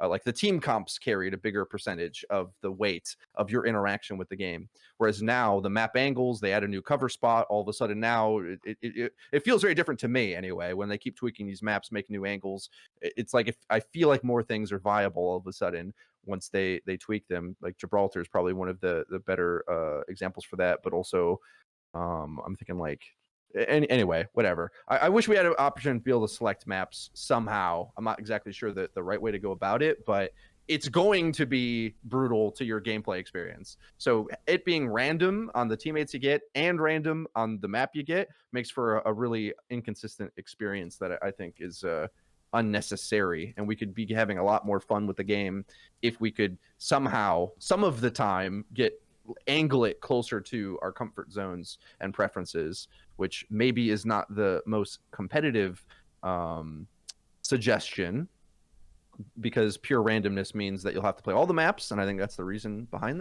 their decision to do that. But I don't know if we have the most competitive system to begin with. So that's where I land on that. Well, just talking about all this, you know, these fundamental problems and how people long for 6v6 and roasting the glasses leads me nicely to another large discussion point is the Steam reviews, which a lot of us have been talking about a lot, and has dominated what was supposed to be a very great piece of news for Overwatch, which is like, hey, it's on Steam now. And then it kind of became all about this, it's being review bombed, like it's the most negatively rated game of all time on Steam. And it maybe, like, I don't know. It's hard to know what damage. I think I remember seeing like top 10. I didn't know if it was. Yeah, sorry. I just remember at some point seeing an article headline that said it is now the most, you know, negatively. It's not good. Yes. Either way, it's not good, and it's hard to know exactly how much damage it has done, or if it's purely a cosmetic thing and it's not actually influencing Overwatch at all. But I'm just curious as to your guys' thoughts on it. I'm gonna start with ML, because it's kind of like this brings back up what I call the hater shill paradox of content creation, or just generally being a member of the Overwatch community. Is you're either a hater or you're a shill, or you're both at the same time. And a lot of people have felt like actually this criticism is deserved. Other people have felt like it's actually been falsely propagated by the amount of negativity that content creators have pushed on to the you know, reputation of Overwatch. And I'm curious if you had any thoughts on any of that. Wait, can you hear me? Okay. Yes. You're good. Regarding the whole videos with the titles and the thumbnails and stuff, I do think that it did contribute, but it was not the main thing. So I think that game is bigger than this, because even though a video would have 100,000 views with a click-through rate of 10%, that's still 1 million people that have seen the title and the thumbnail that did not check the content, and that they might see multiple videos like that, and they might get the idea that this is what's happening and this is their opinion on the whole situation. This being said, with all the negative reviews, I do think that if you try Overwatch, there's no way you're gonna be like, this game is the worst game ever. So yeah, that's my 2 cents on this. I just want to unpack that a little bit. You know, you feel like it is impactful, and do you think it's like done a disservice to Overwatch almost? Like, do you think the negativity of like the thumbnails, the titles, has been unfair? Like, it's been not reflective of what Overwatch actually is, or the news that's come out is not reflective of the truth of the news? It did influence it, not mainly though. it Not was a big mainly. factor. Okay. So what would you say is like, what do you think is the reason behind all these negative Steam reviews? Like, what do you think is more the real reason? A set of factors, I guess, around this. Like you see that thumbnail, you see that title, you hop in game, you see a Reddit post, you have a bad experience in game, and then everything just piles up. You see somebody else say the same thing, and then you get this. A set of unfortunate events, better said. A Like a series of perfect unfortunate storm that was events. cooking, I guess. Interesting. Okay, I will come back to you and unpack it a little bit more. I'm going to take it to Flats next. Flats, I know you're a little bit exhausted, so I won't ask you to kind of go too long, because I know you've unfortunately been in the mud while I've been away. You've been kind of dealing with this front on, and I've seen, I'll say it myself, I've seen people be like, oh well, Flats and Stylosa are the reason that Overwatch has bad reviews because these guys are negative. So I won't ask you to talk on it too much, but while we're on the podcast, you want to address this idea on the podcast itself, that Sure. you and other content creators, by the nature of your thumbnails, your titles, and just your negativity and doomerness, have this is the fruit that we reap, the Steam reviews. Well, what content is what when people watch content, they relate to it, they resonate with it, they agree with it. Typically, if they don't like something and doesn't resonate with them, they won't watch it. I do think it's actually very funny that a lot of my more positive things, like I actually released 2 videos on the same day, but a couple weeks ago. It was the Steam, it was coming to Steam, and Overwatch League news the same day. Remember, like that was like a big thing. Like they didn't tell them that it was going to happen. Um, and the Overwatch League one got like 120K views or something. The Steam one was like barely 40K. The Steam one literally says in it, "This is good for Overwatch." The Overwatch League one is, "This is bad for Overwatch League." People more relate to Blizzard / Overwatch not being good. And that's realistically what the game has sown over the last 7 years. For us to sit here and pretend that's not actually the case is kind of lunacy. For the PvE thing was like the straw that broke the camel's back for a lot of people. People didn't like Overwatch 2 because they were quote unquote losing Overwatch 1. The amount of people who thought that they were paying for the PvE with the Flashpoint pack, that wasn't true. Like the idea, and I understand what ML is saying, but the idea of people being too ignorant to actually read the fine print or actually watch the content is not on the fault of the person who puts it out. That's like saying it's Blizzard's fault for selling the Watchpoint pack because they then implied that you were getting PvE for free. It nowhere in there said that. Yeah, was the Watchpoint pack a little strange to sell? Maybe, but they also had to turn they had to turn off the game, like selling the game because they were moving to Overwatch 2. And they also wanted to incentivize people to get into Overwatch 2, and they also sold it with the idea of getting into the beta. So like, remember the first beta, the only way you could get in by watching a Twitch stream? Well, that kind of blew up. But it's like, how do you get into beta 2? Well, they were kind of like, well, what if we we kind of put something and make people pay for it? Yeah, it's a little weird, maybe a little slimy, yeah. But it's like the idea of, well, you didn't do your research. Well, you didn't form your own opinion. You followed everybody else's opinion. So because I followed everybody else's opinion, it's your fault. That's kind of like a weird stance for me personally to take as somebody who genuinely believes in constantly being informed about a lot of things in this world. So for me, it's like, well, how do you sit there and say like, oh, this is bad? But if you actually watch any of those videos of the content, it's actually mostly breakdowns. And I actually, I like Stylus. I've never actually had an interaction with them. We don't talk. We don't follow each other on Twitter. I know lots of people that, my friends like Emong, Seagull, all they do is speak very highly and say he's like an amazing person. But most of the criticism implied other people's videos and were like, it's my fault. I was like, dude, if it's so easy, if I have all of these doomer things, why are half of them all these other things that are not me? And why is there no clips? Like people put my clips of like, yeah, I might be tired I might retire after season 6 from Overwatch. I still think that now. We're in season 6 now. It's like, oh, season 6, day 1. See you later. Like I reserve that right as a man and as a human being. I could still do that if I so choose. Because I'm having a good time right now, I just need a piece immediately on day 1. That's lunacy. You're looking for something to start shit. You want drama. It's the same reason why people jumped on Dante's tweet. I DM'd Dante. I was like, hey, bro, like, hey, I didn't know if I was in the wrong here. You want to talk about it? And he was like, no, I wasn't even talking about you. I was memeing and impression farming. And I was like, that's the impression. Like that was like the way I read his tweet. And that's how it ended up being. It was the truth.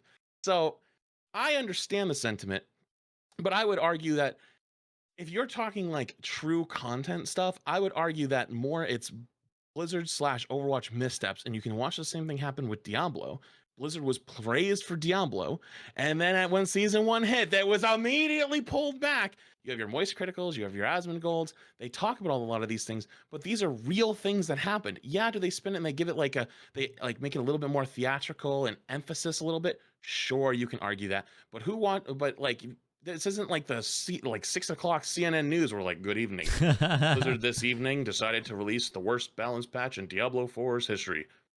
More news at 11. Like, it's like, that's not what content is. So if you truly are someone that thinks that and believes, like, you know, it's like negatively stigma, I don't actually, like, I'm not going to fault you for it, because I understand where you're coming from. I personally still disagree. But I do also think it's very funny that the ones that are more positive, people don't actually watch it that often because it doesn't resonate with them. And I don't think that that is what the general populace's idea is. And unfortunately, Overwatch kind of made its bed, and that's where we are. But that doesn't mean we can't praise the game for where it's going. And I think this season truly is the first season where our complaints from season 5, 4, 3, 2, 1 have started to come together, and we've seen improvements on all fronts. Everything from Twitch drops, like the Twitch drops. Remember back in like season 2, season 3, everyone was like, hey, why are we getting these recycled skins / like Hammond's toolbox souvenir? You know, like nobody wanted those. We got a shop skin for the beginning. We talked about how at the launch of Overwatch 2, they put a bunch of creators from outside the game. They played for 2 hours and immediately they turned it off. I was like, that game's shit. They didn't touch any of their core creators. This was the first time they did that. And I actually wasn't even supposed to be included. I got tacked on literally at the last 5 hours. 5 hours before the campaign launch. They were like, hey, someone canceled. Can you take this? And I was like, all right, I guess. And I knew about it way beforehand. And I was happy for all my friends that got it. I think there's more people that should have been included. ML, I think you're someone who absolutely should have been included. But the point is, though, these are all criticisms that we've made for the last 6 months or more. I think that the game's balance has been getting better. They've understand that they need to tone back a hero if it's too strong right away.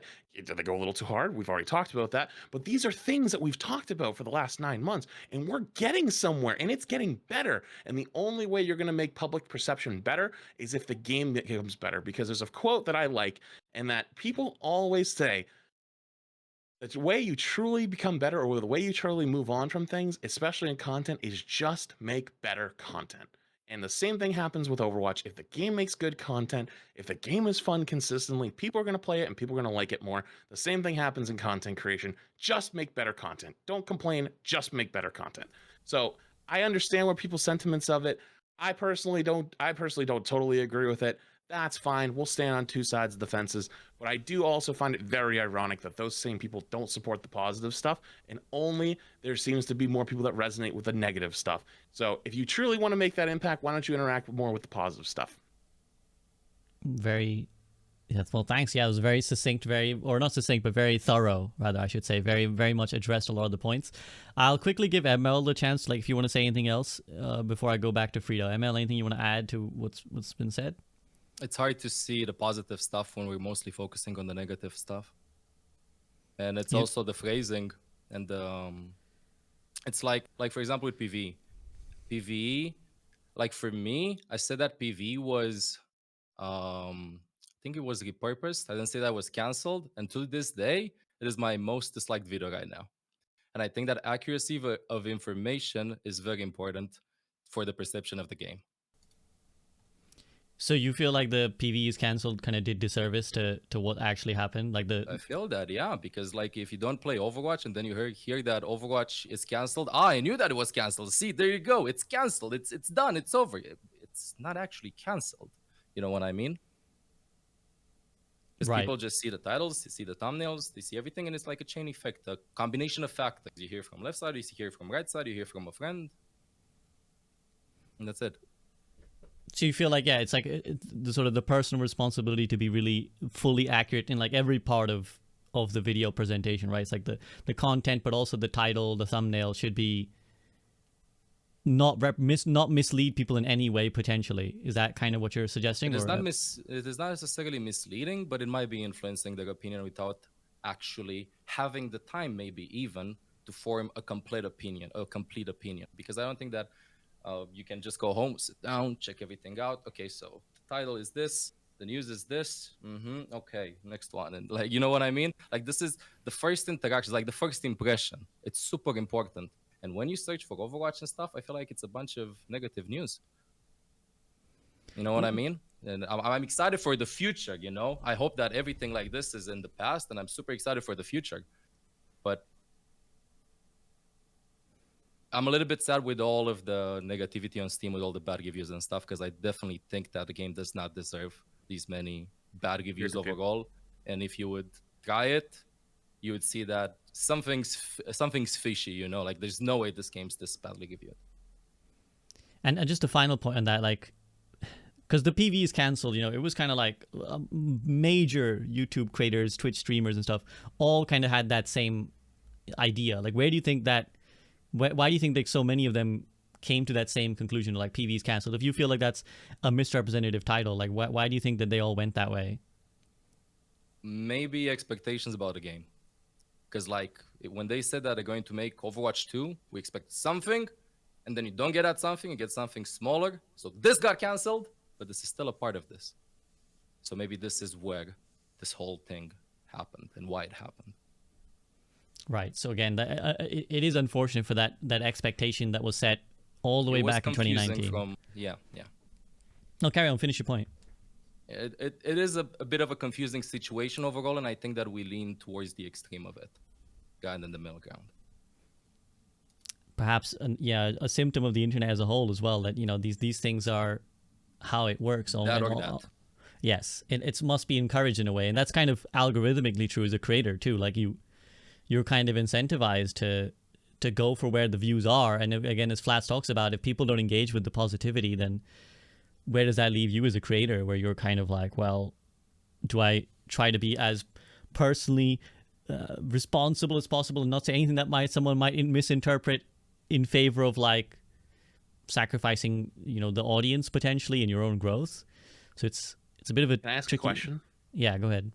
So let's say on the topic of that, it's like where you be more eccentric, not totally clickbait, because in some ways I still believe that the PvE was realistically canceled. 90% of what PvE was promised, what even Jeff said before, it was canceled. Like, what they had originally envisioned was like a totally different game. That aside though, do you think it's better where a video or something would get 20k views where you're like very much in the middle, where it's like you're kind of like trying to explain like, well, it's not totally gone, but it's like whatever, versus a video that gets like 150 or 300,000 where you sit down and then explain, okay, it's not all gone, but all of these things are gone. Yes, they did that. Like, you're just pointing out all the facts. Like, it's not, it's factual. You're reading off of, you're either watching like, personally, from speaking my own content, I either like watched the clip, because I watched the dev stream when it happened.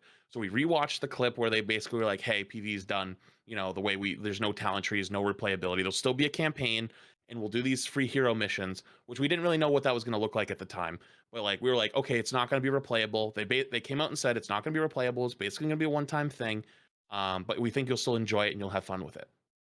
All those things were factually true and were said. We watched it, reacted, viewed it, and then read articles that were Q&A follow-ups.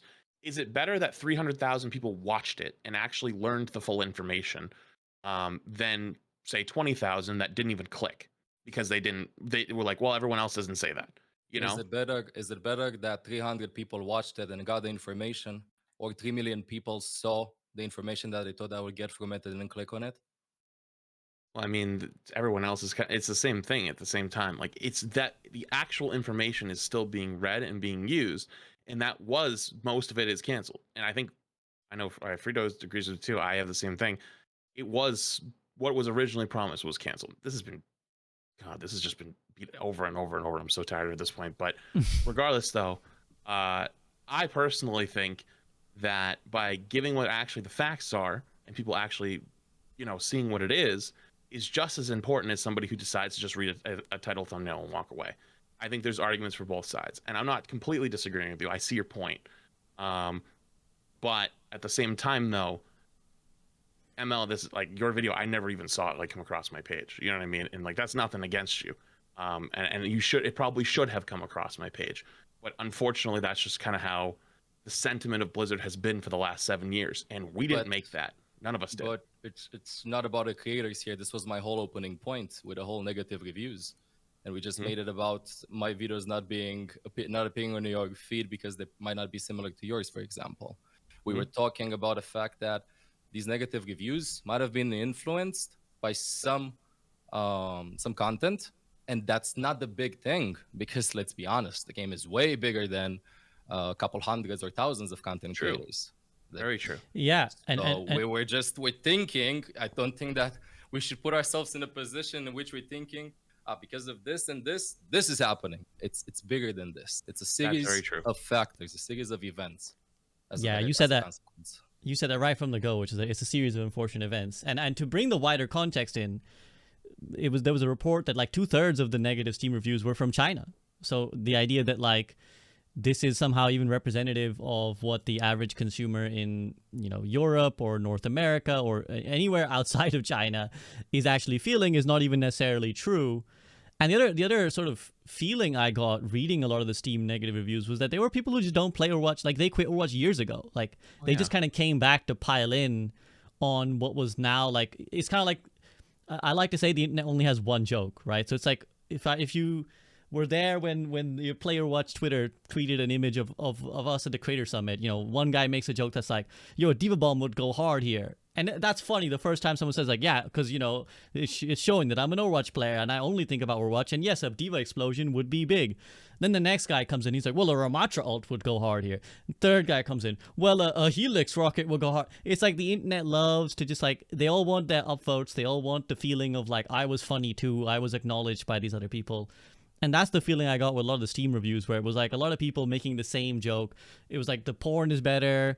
It was like, you know, like a meme drawing of like goats, or just like greedy commercialization, you know, like predatory behavior, bring back 5v5, I miss Jeff, like a bunch of these points that are years old now. Like we talked about them on the podcast like 2 years ago about like free to play being bad, you know, like, and that sentiment that people had. So I did get the impression that a lot of the negativity came from people who aren't even really engaged in Overwatch anymore. They're just kind of like former lovers who are a little bit embittered, right? They just resent the relationship they once had with Overwatch.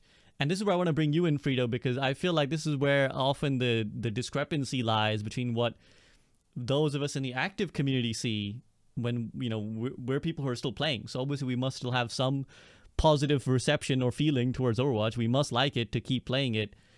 But the wider community who understand Overwatch don't necessarily feel that way. And so people feel like, where's this negativity coming from when we think it's all positive and we feel like it's being misrepresented? But then there's people who have this relationship with Overwatch who don't play but like to tune in to content creation and other sources and Steam reviews, and they aren't very happy with how Overwatch has turned out. Yes, a few points I'd like to make. One on the PvE is canceled thing. I'll get to that in a moment. But first, I want to ask everybody a question. When Overwatch 2 was launching, I made a few videos that did fairly well. One of them was a review of the game. Overwatch 2 is really, really, really good was the title. And then another one later on about the Battle Pass, which I liked in many, many ways and still do to this day, and they keep improving it. Did I, as a creator, influence the opinion of anybody about the Battle Pass? Like a drop in the bucket? Like, is there some big unraveling of is there some big snowball effect that I have created by releasing positive sentiment about the microtransactions of the game? I think we all would agree, of course not. There's like literally nothing I could do to say positive about a free-to-play game and microtransactions that's going to get these, and a big percentage, by the way, of the Steam reviews are people that don't like the monetization of the game. There's nothing I can say that is going to sway that opinion. So let's not forget that me personally said many positive things about many things, which I don't feel has had any impact one way or the other. It's just people take the information in and they feel how they're going to feel regardless. Far more often is it the case that viewers are looking to have their opinion reflected, and in some cases, some small cases, challenged. And I hope to do that with my content, and I continue to do it and will always do it because I find it fun. To the PvE is canceled thing, I still think that's the case today. I thought it then, and I didn't even think it was going to be a controversial statement to make. We've had this conversation on the podcast before, but not with a guest which stands on the opposite opinion. So it's nice to have that, to bounce these ideas back and forth. And over this time, I have taken efforts to understand the other side of the argument on this to the best of my ability. And what I have gathered is that a lot of people seem to think that archives should be called PvE, and I would agree, it is. But there also is another category of PvE, which is a full game release, which is what Overwatch 2 was originally marketed as. It was supposed to be like Diablo Adventure Mode. So when I say PvE is canceled, what I don't mean is we'll never get an archive style event ever again.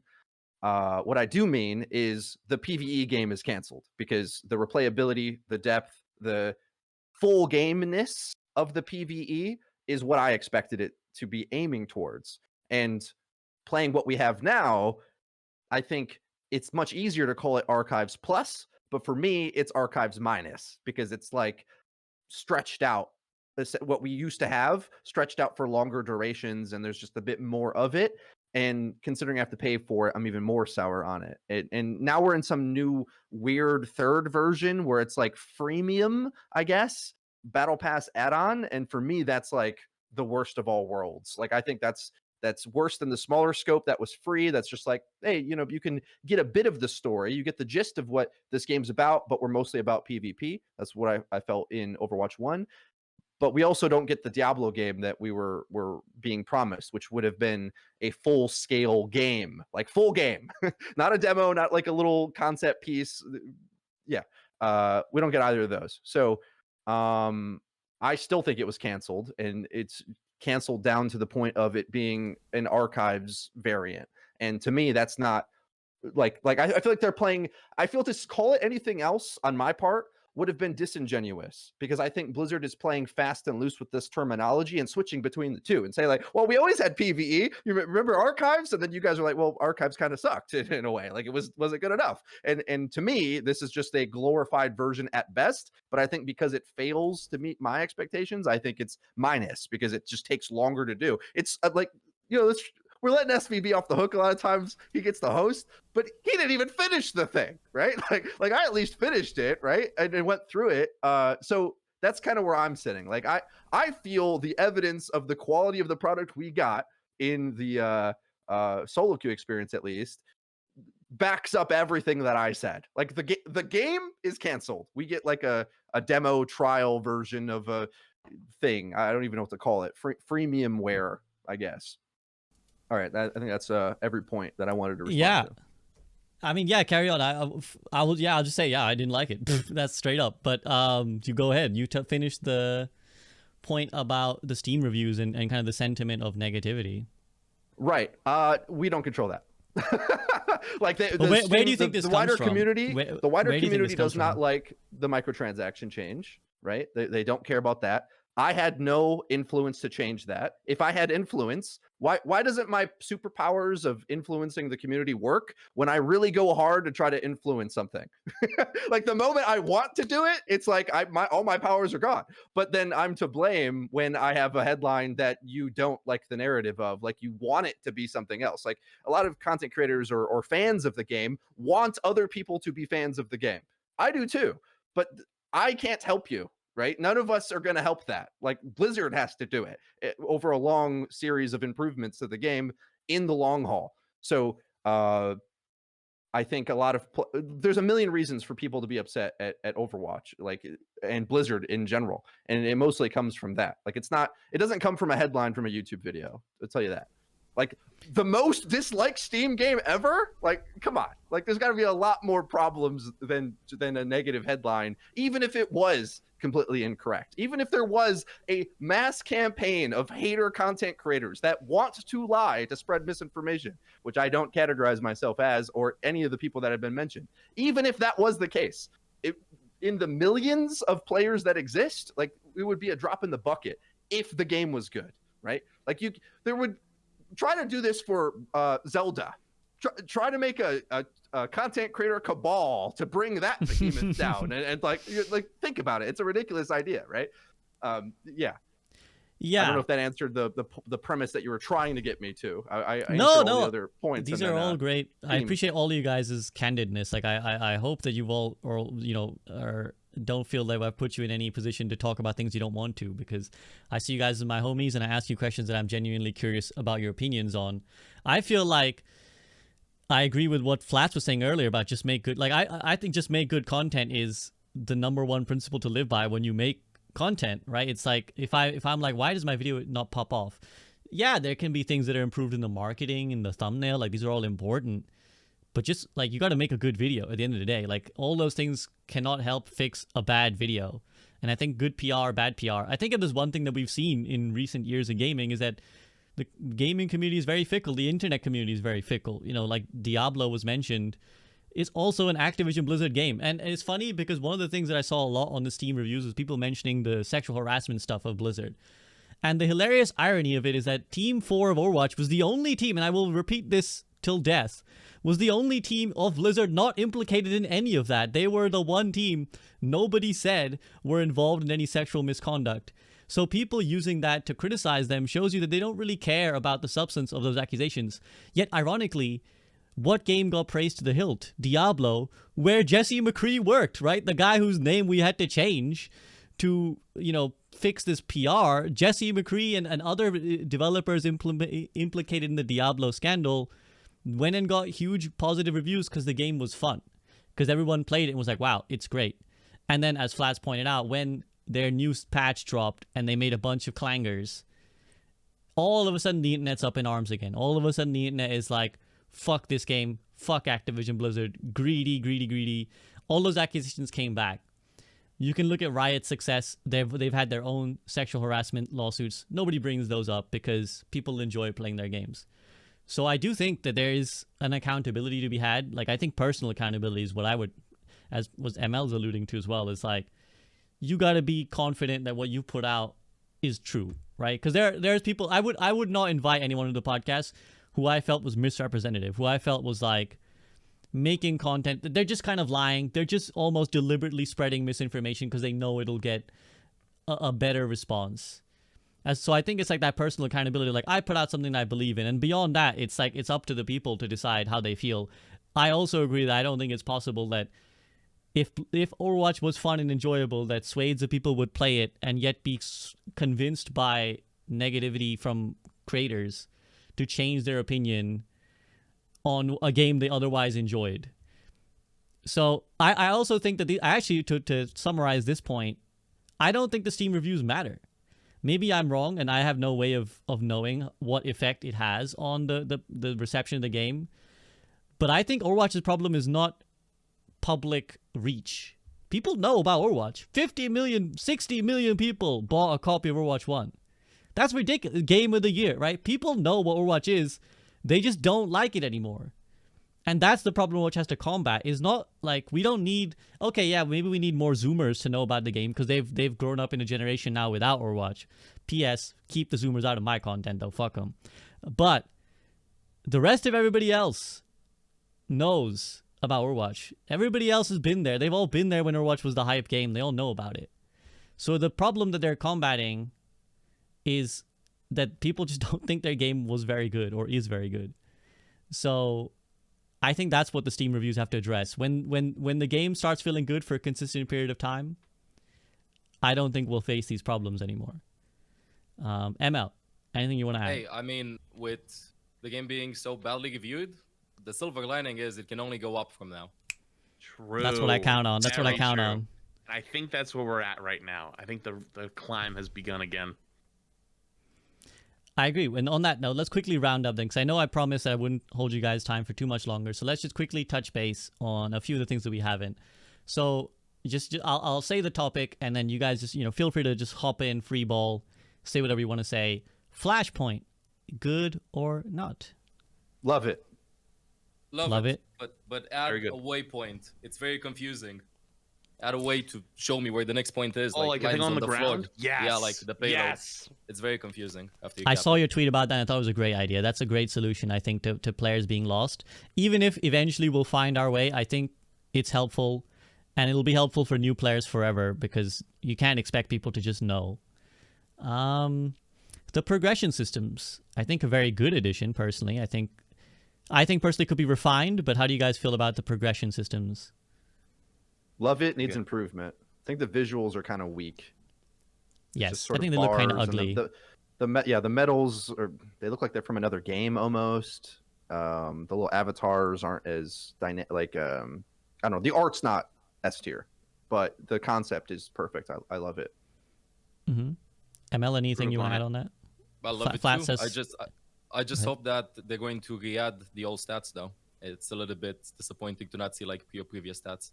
Like Oh, progress right. is like you start from level 1, you know? Yeah. You think have there's a a cap? separate tab and that's it.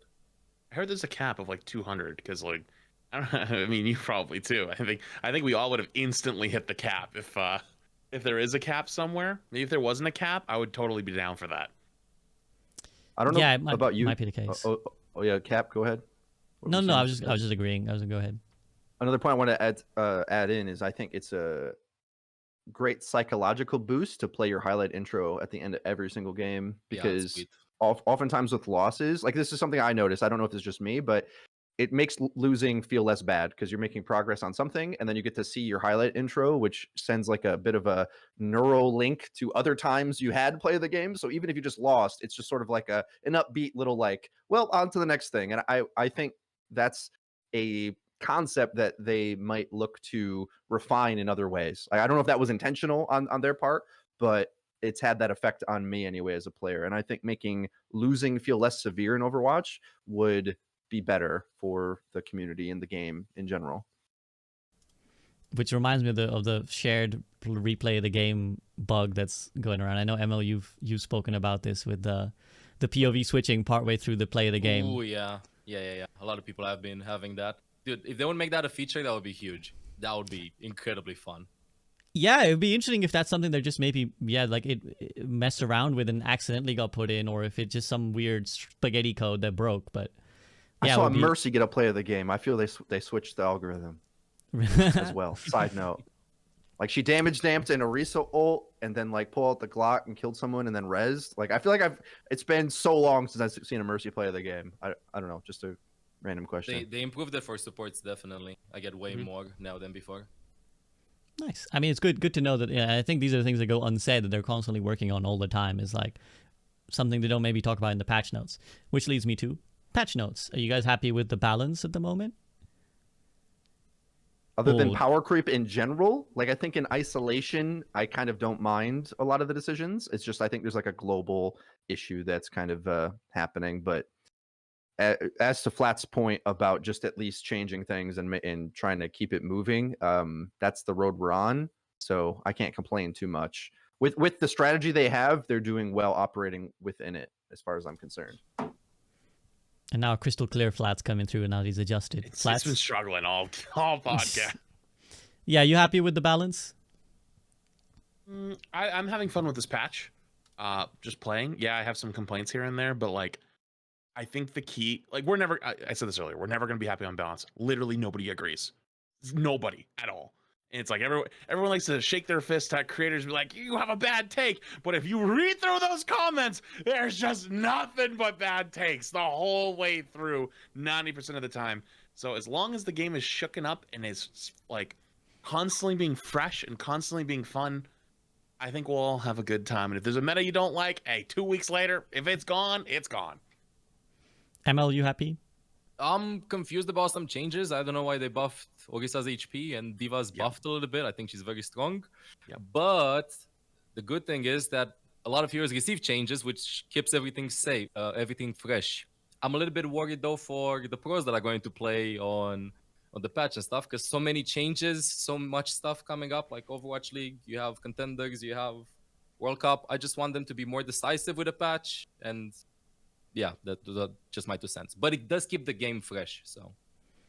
Yeah, it'll be interesting because this is, like, obviously we haven't really talked about the pro level, but there's a growing discussion I've seen about the staleness of the pro level beyond Winston Ana and how it's kind of become this dominant comp. Well, something perhaps, for Plat Chat to discuss, and perhaps something for me to discuss next week when Plat Chat will be on this podcast. So check out for that one. We'll definitely have a little chat about pro balance. is there anything else that we haven't covered? Oh yes. So let's head over final thought then. The season yet to come, hero masteries and various other things. So what do you guys, each of you, kind of want to feel about the rest of the season? Like, is there anything you're looking forward to? Are you hoping that something will happen, or are you just hoping that maybe people will keep playing Overwatch for the remainder of the season? We'll go with Freedo first. Hero mastery is not my thing. I think I appreciate it being in the game, but for me personally, it's not something I'm so interested in. I look forward to Illari going into comp. They just added Flashpoint to comp. I guess in this section, I'll just add a little blurb about Flashpoint. It's like a cool thing I like about it is that it has a lot of the fun, chaotic fights that Control would have, but not the brutal map design. Whereas in Control, oftentimes, like, trying to retake on that Lijiang Garden bridge or something, it's like it's Boop City or it's like really suffocating chokes. Whereas Flashpoint has, at least to me, very intuitive fight paths. And then even if you come up against a brick wall, there's like another path you could take, as opposed to Control, where it's very choke heavy. So I'm happy that that's now in competitive.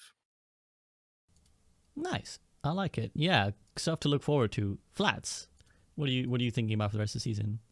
Honestly, I'm having a good time. So my message isn't going to be for you guys or for the community. I actually want to. My message is more for the devs, because I know a lot of them do watch this podcast, and I want you to know I've noticed all the work that's gone on in the last 6 months and how much of the critical feedback has been taken and implemented on. And I hope that the game continues in that direction. I think that we could truly have a meteoric rise like old Apex had, where Apex was kind of down in the dumps for a while, and they changed their philosophy on a lot of things with the game and the way they were going to approach it. And a lot of people really fell in love with the game again, just like they had originally, where, remember, it was peak, and then it just fell off for a while. And I truly do think that Aaron is fully in control at this point. Like, it's been about a year and a half, 2 years. It takes a lot of time for big corpas like this to move. Having worked in corporate life myself, I know how long it takes to get anything fucking done in a corporation of that size. So I do want them to know that we truly do appreciate it. I've noticed all the changes, and I truly do hope that we can continue to work together and make this game as good as it can be, because we all know it's way better than what it is right now and what it's perceived as right now. And just like you're saying, the sentiment earlier, if you just keep making better content, yeah, people are mad now. People have been mad over a long time, but I think that putting the whole PvE thing behind us and moving forward and creating a better game, a PvP game, and a better community as we go forward is the key. And as ML was saying earlier, we were kind of at the bottom. There's only up from here, so let's go. Love that take. Love to hear it. Agree. Yeah, I love to hear it. ML. I'm super happy with how fast the devs are making changes to the game, keeping it fresh. Like every 2 weeks, I feel like something's happening. Like right now, they released Illari and they are talking about nerfs and like balancing the game. So shout out to them for the speed compared to like in the previous couple of years. Keeps everything really exciting. And secondly, I just can't wait for Illari to be available in comp. I want to watch the professional games. I want to see how hype she's going to be, and I want to see if she's going to be played or not, because I think that she might make the game very, very, very fun to watch, because it's going to be very understandable what she does. So excited to see if she's actually going to be meta or not. Nice. And you've been eating good for a while, ML. We've got back-to-back support releases, so you've kind of plus Lifeweaver. We might see Lifeweaver being played too. Mm-hmm. So it's been good. Do you feel happy now with the number of supports that are in the game? Yeah, it's good. I think 10. We have 10 right now. Mm-hmm.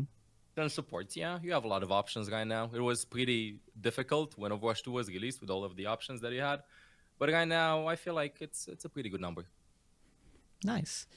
Well, for me personally, yeah, I think in many ways I do represent a good section of people's relationship with Overwatch, in that I'm kind of quite pulled back at the moment. Like I've loved it. Some release.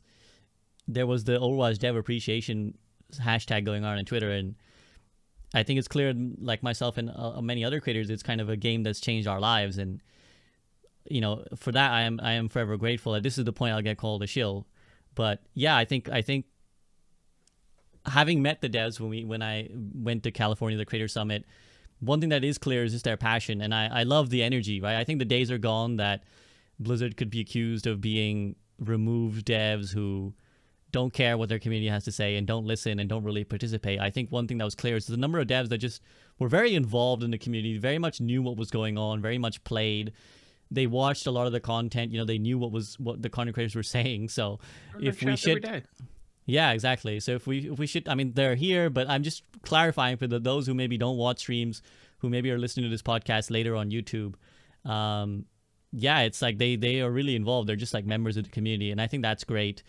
I think a lot of, I will say perhaps that they can say that I think a lot of the frustrations we feel are often higher up than the direct dev team. A lot of the things that are spanners in their works are the, you know, the things that we would hate too, and orders that they can't essentially ignore. So I look forward from a kind of outside perspective looking in. I'm not at that point anymore where I grind or watch like 8 hours a day or whatever. I don't have that love for it anymore, but I'm open to loving again, right? This is getting very philosophical, but I'm open to falling in love with Overwatch again. And I think that's how many people hopefully feel, that the, you know, the Steam reviews are kind of inalienable, even though, you know, I didn't super enjoy the PvE, and I'm kind of focusing on a lot of other content personally. Like, check out the Soak, guys. Go watch my movie and TV breakdowns. Thank you very much. Do me a blessing. But I still, thank you. I still feel like Overwatch, like Flash said, can have that rise. I feel like it can return to its glory. We just got to make good games, and we got to keep making good shit. So I hope that's what Overwatch does. I'm looking forward to Hero Mastery. I think it'll be a lot of fun. I think it'll be very grindable, which is great. And I am quietly optimistic with how the game played. And when I return, like, and I haven't played it for like over a month, I'm kind of like, yeah, I'm liking Illari a lot. I think she's very fun. The game doesn't feel so frustrating. Maybe that'll change when I go back into comp. So thumbs up at the moment for me. I look forward to what they got cooking. And thank you very much to my 3 guests, Freedo, Flats, and mL7, for giving me their time. I appreciate them so much for talking through all these things, even the ones where I kind of put them on the spotlight a little bit. But as always, they kind of graciously and maturely had those discussions. So I hope you guys appreciate the fact that they were willing to talk about things that are uncomfortable that most people would probably dodge. So thank you very much, guys. Anything you want to add before we let you get going? Thanks for being the best host. I look forward to a year or 2 years down the line when we have another season 6 and another one. If we get like one big season like this every year, I think that we might have something cooking in a year or two. Yeah. Thank you very much, guys. ML as well for being the new guest here. Appreciate your time. But yeah, me on SVB. Pleasure. Go check out the director's blogs then, guys, because I think there's one just dropped. So go read them for your streams. Peace out. Catch you later. See ya. See ya.